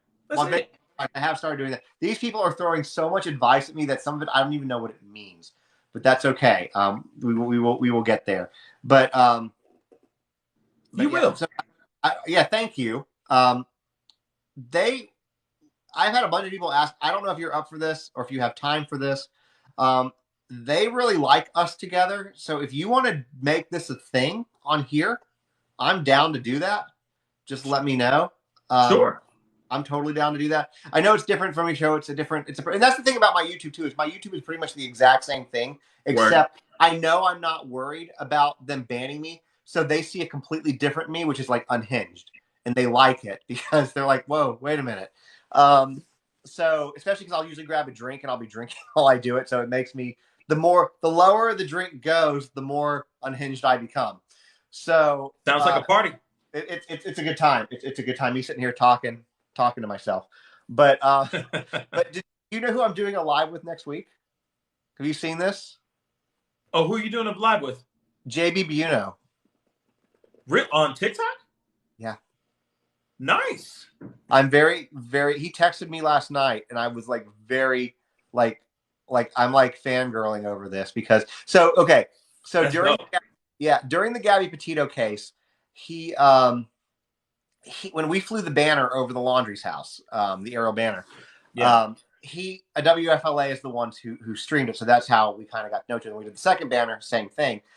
And so he's got on I told him a year ago when everything was going on with Gabby, I was like, you need to get on TikTok. And so finally he made his TikTok. And so I follow him. He follows me back. He's following 9 people. I'm one of them, which makes me, again, I'm just being whatever. And so he was like, I will only do this with you because we worked together in the past with Gabby. He's like, I trust you to do that, do this with me. And I'm like, well, that's freaking awesome. So yeah. Anyway, I'm just very excited about that. I'm excited about doing it with you too. Don't take that the wrong way, but I'm very excited about doing it with JB. No. I'm not tripping. No. JB Bueno, having him on is amazing. I'd love to get him on my YouTube show. Honestly, he's great. He's just he's a good human. I like Brian Enton. But Brian Enton? I would like Brian Enton. I've only talked to Brian once thank you guys. I only talked to Brian once, and that was during the Petito case, and it was through an Instagram message. And it was just one time, and that was basically all we did. So, right. But JB is I would say with these cases, he's equally as good as Brian. He's just not physically out there. So, right. I mean, I just want to talk to him about his setup. JB Bueno. Oh my God, his setups and my God, you think about the money they have. None of us have that money. Not yet, bro. They have unlimited resources because here's the thing, look at a local news network, but that's owned by some umbrella company that's worth billions. Absolutely. So they can take their local anchor and make him, national, which is what they're doing. That's basically what's going on. Yeah. And with JB, I mean, he is the one. Apparently, it was like him and a couple other guys that were building that together as a team. It wasn't just like he walked away and walked back into that room and suddenly the room was made. He was the one underneath the desks, screwing things in, putting things together, configuring computers and all that stuff. So he put in a lot of work. So getting JB Bueno is huge. Number one, I'll say that. Number one idea. So yeah. So congrats. Thank you. Brian Enton, of course. See, it's like Brian Enton, JB Bueno. I would love to get Banfield. Yeah, good luck. I would love to have a sit down with Nancy Grace because I think it would just be hilarious. You would not get to say a single word if you were on with Nancy Grace. She would talk over you 100% of the time. And I think that's the reason why it'd be so hilarious because it'd be like, hit, it'd be, wow, just let her do the whole show. She can interview herself. It'd be hilarious. Absolutely hilarious.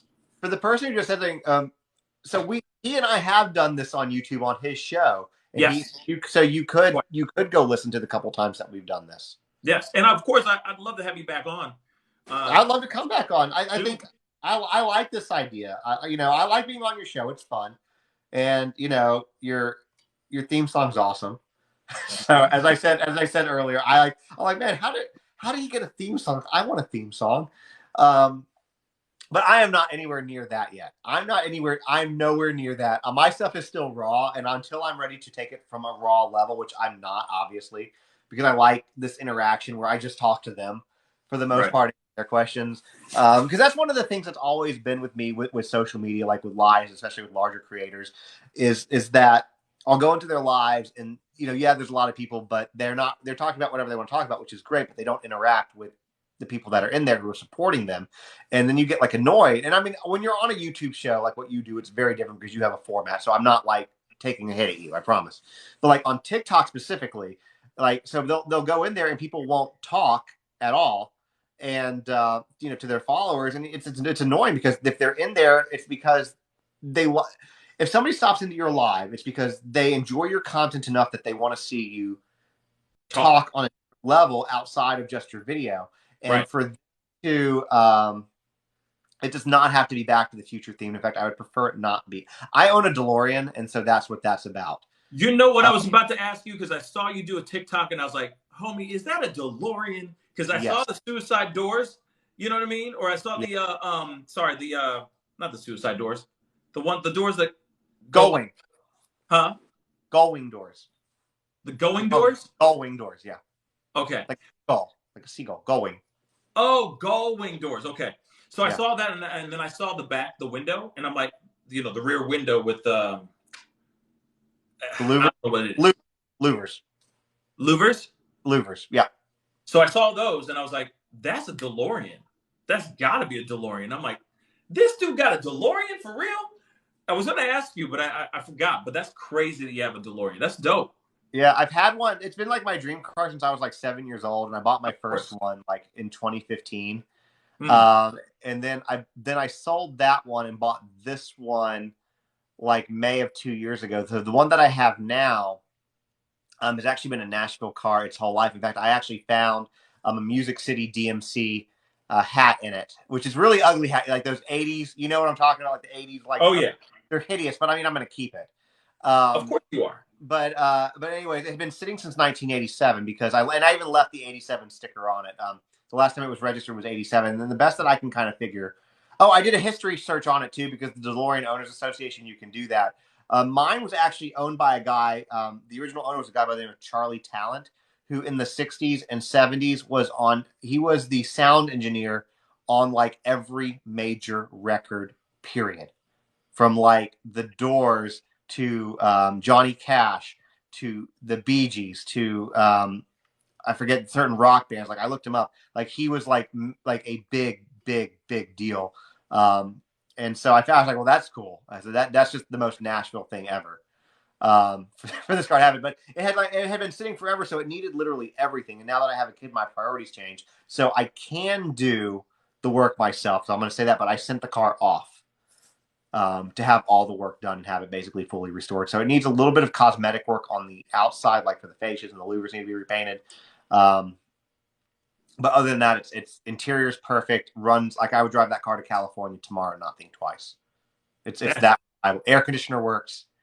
So that's incredible. Yeah, I'm gonna do people. I haven't really posted a lot about it, even though like I love it. It's like a whole personality trait because a lot of my followers just don't care really about it. But since I posted something the other day, because I posted one that the guy was like, no, "Cap, you don't have this car," and I'm like, "All right, bet." And and the reaction to it was really good, and people were like, "Yeah, we want to see more of this." So yeah, it's got 26,600 miles on it. So yeah, somebody said 27,000. So that's the original miles too. It's got 27,000 miles on it. That's dope. That's hella dope. That's incredible, man. Partner. But yeah, that's incredible, man.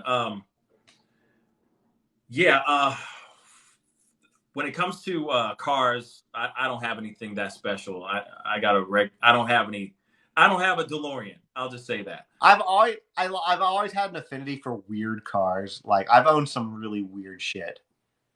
Like as far as cars go. Like I had a car which I will almost bet nobody in here knows what it is unless they have lived in Europe, Eastern Europe specifically. But my sister-in-law was from Cottbus, East Germany, and we went over there to visit one year to visit her family and spend like the holidays over there. And this stupid little car was sitting on the side of the road, and I'm like, "What the hell is that?" And it's called a Trabant. I'm like, "What the hell's a Trabant?" Like this thing, and it was the car that they made in East Germany. It's a two-stroke engine, so the thing smokes like a freaking son of a bitch when you start it up and forever because it's two-stroke. But it's like stupid simplistic, and I was like, I have to have one of these, and I ended up owning 3 of them. And then there's no English speaking resources for this car. So I've sold it because I don't own the car anymore, but I started a website called TrabantForums.com. And I sold it off, and it was the largest English speaking community for Trabants in the world. I had people from all over. It was just, yeah. And then I've had like Mini Coopers, and I've had MGs and Alfa Romeos, Triumphs. I had a Lotus at one point that was just ugly as hell. It was like the mullet of cars. It was awesome in the front, but the back was hideous. How do you spell Trabant? Trabant. But this was the car, like when you learned about the Cold War, that you're like, oh, in East Germany it takes 10 years to get a car. It took 10 to 18 years to get this car, depending on where in the Eastern Bloc you lived. That's insane, yo. That's dope, though. I've owned 3 of them. Hella dope. Yeah, it's Yo, kind of because cool. I love throwbacks, man. I love like old like throwback muscle cars, etc. I don't know a whole lot about them, but I just love them. I love the way they look, all that stuff. You know what I mean? Yeah, no, the thing about this car is like this, so the body's like some weird resin plastic paper thing. Like people in Germany would literally repair it like paper mache and then like resin over it. So this little paper mache 2-cylinder 2-stroke car, I could pull this thing up at a car show next to Lamborghinis or Ferraris, and it would steal every bit of their attention away.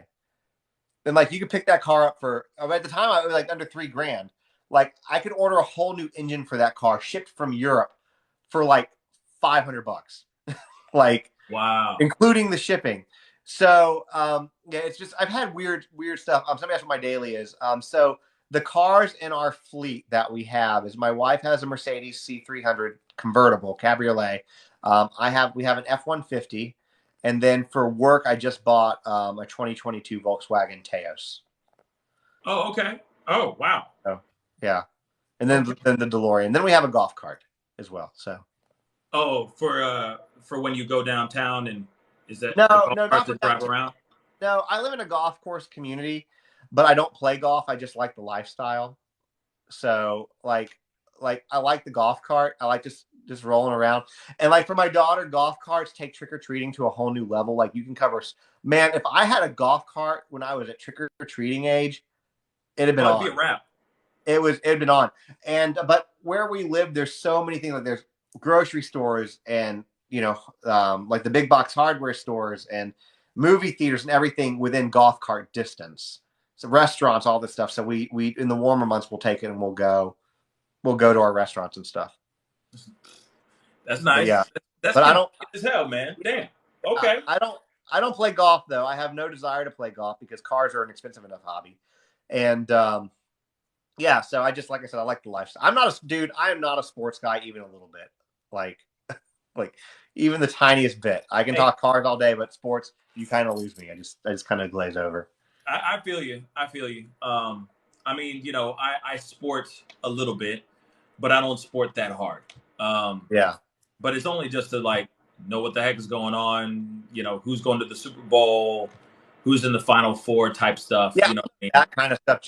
Just so I don't like completely lose my man card. I'll keep up with that. Exactly. Yeah, But I'm not every Sunday.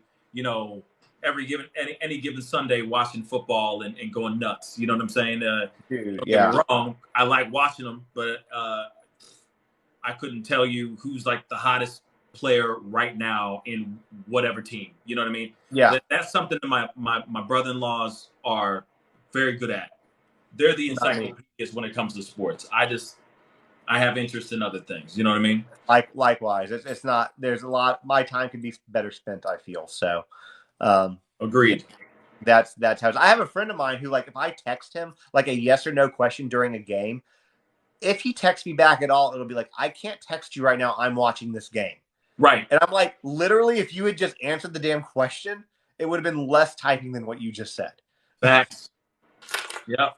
But some So people are so some people are so focused. They're like, I can't.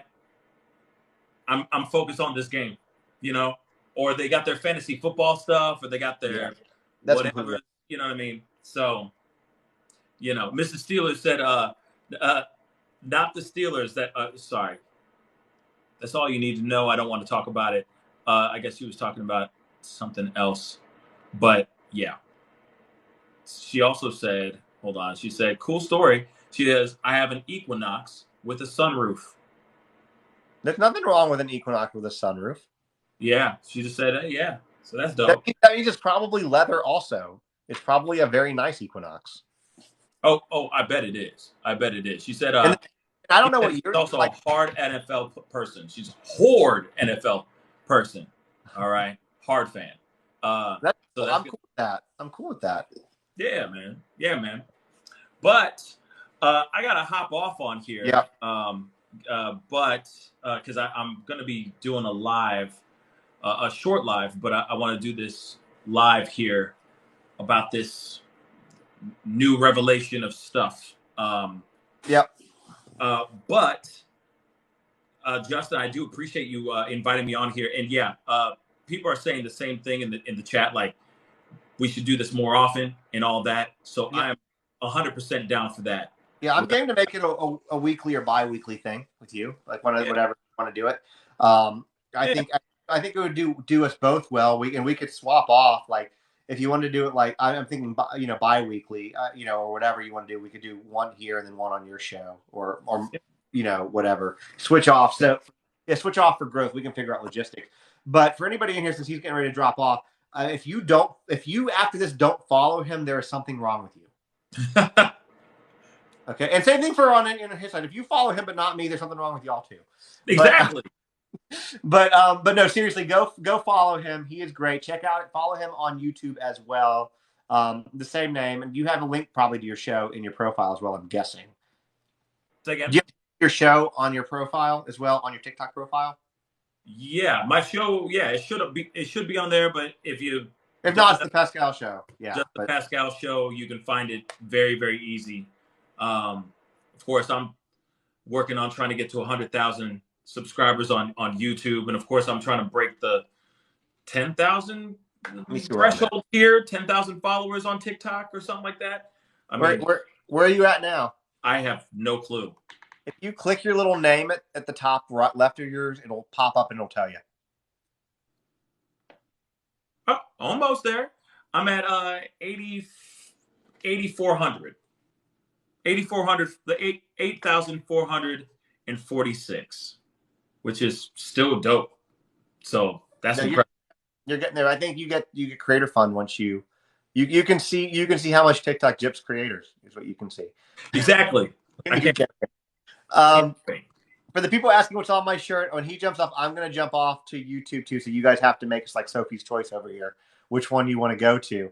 But I will talk about the shirt there. I will probably talk about some of what you're going to talk about too, like with Coburger. But for a couple people asked about Summer Wells, I will give y'all my unfiltered opinion on Summer Wells on YouTube because I cannot do it here.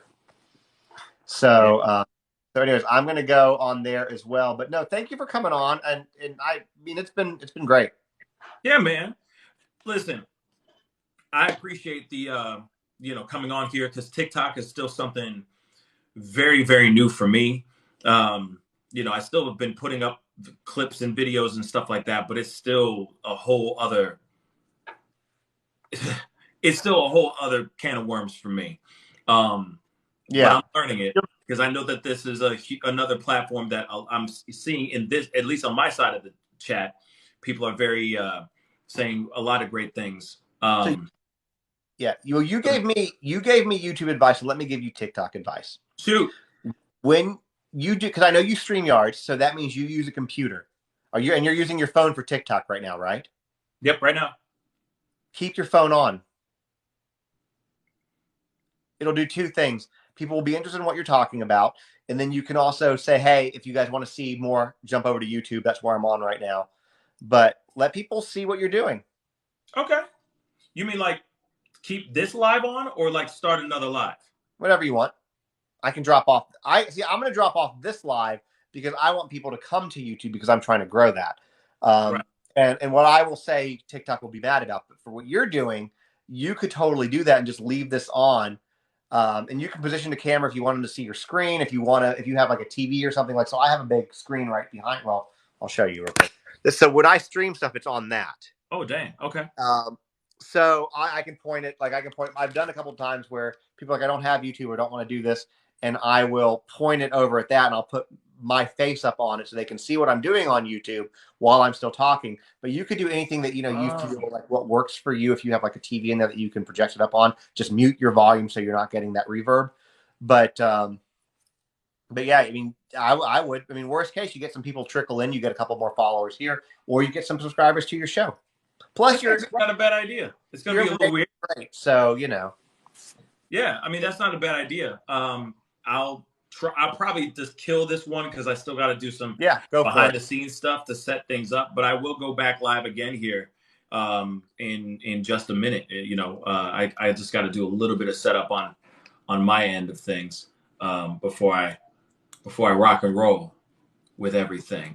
But yeah, that's kind of a great idea. I'll give it a shot. Why not? Yeah. Why not? See what he does. You don't know. We'll see what happens. Thanks. Justin BHAG says he's going to go watch your show. So thanks, buddy. You traitor. No. He's a traitor. Yeah, and hopefully we can get in touch. Yeah, I'll text you. That'd be great. And I'll get you Justin. Justin, real quick before you go. Justin, are you cool if I send him your information? He'll probably respond in about 2 seconds. Yep. And Sydney22 said, I found you from Justin and just wanted to say I enjoyed this. Well, he said, of course.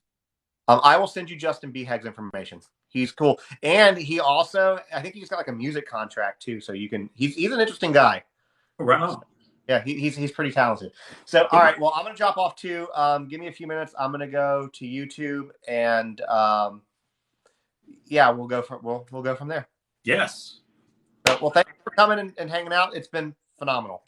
Yeah, man, it was a lot of fun. We got to do this again very, very soon. All right. But and of course, love to have you back on the show, the YouTube show, soon as well. So let's correspond and see what we can make happen. All right. Let me know. Cool. All right, cool. I'll talk to you soon. See you, man. Bye. See you guys over at YouTube. See you at YouTube, guys.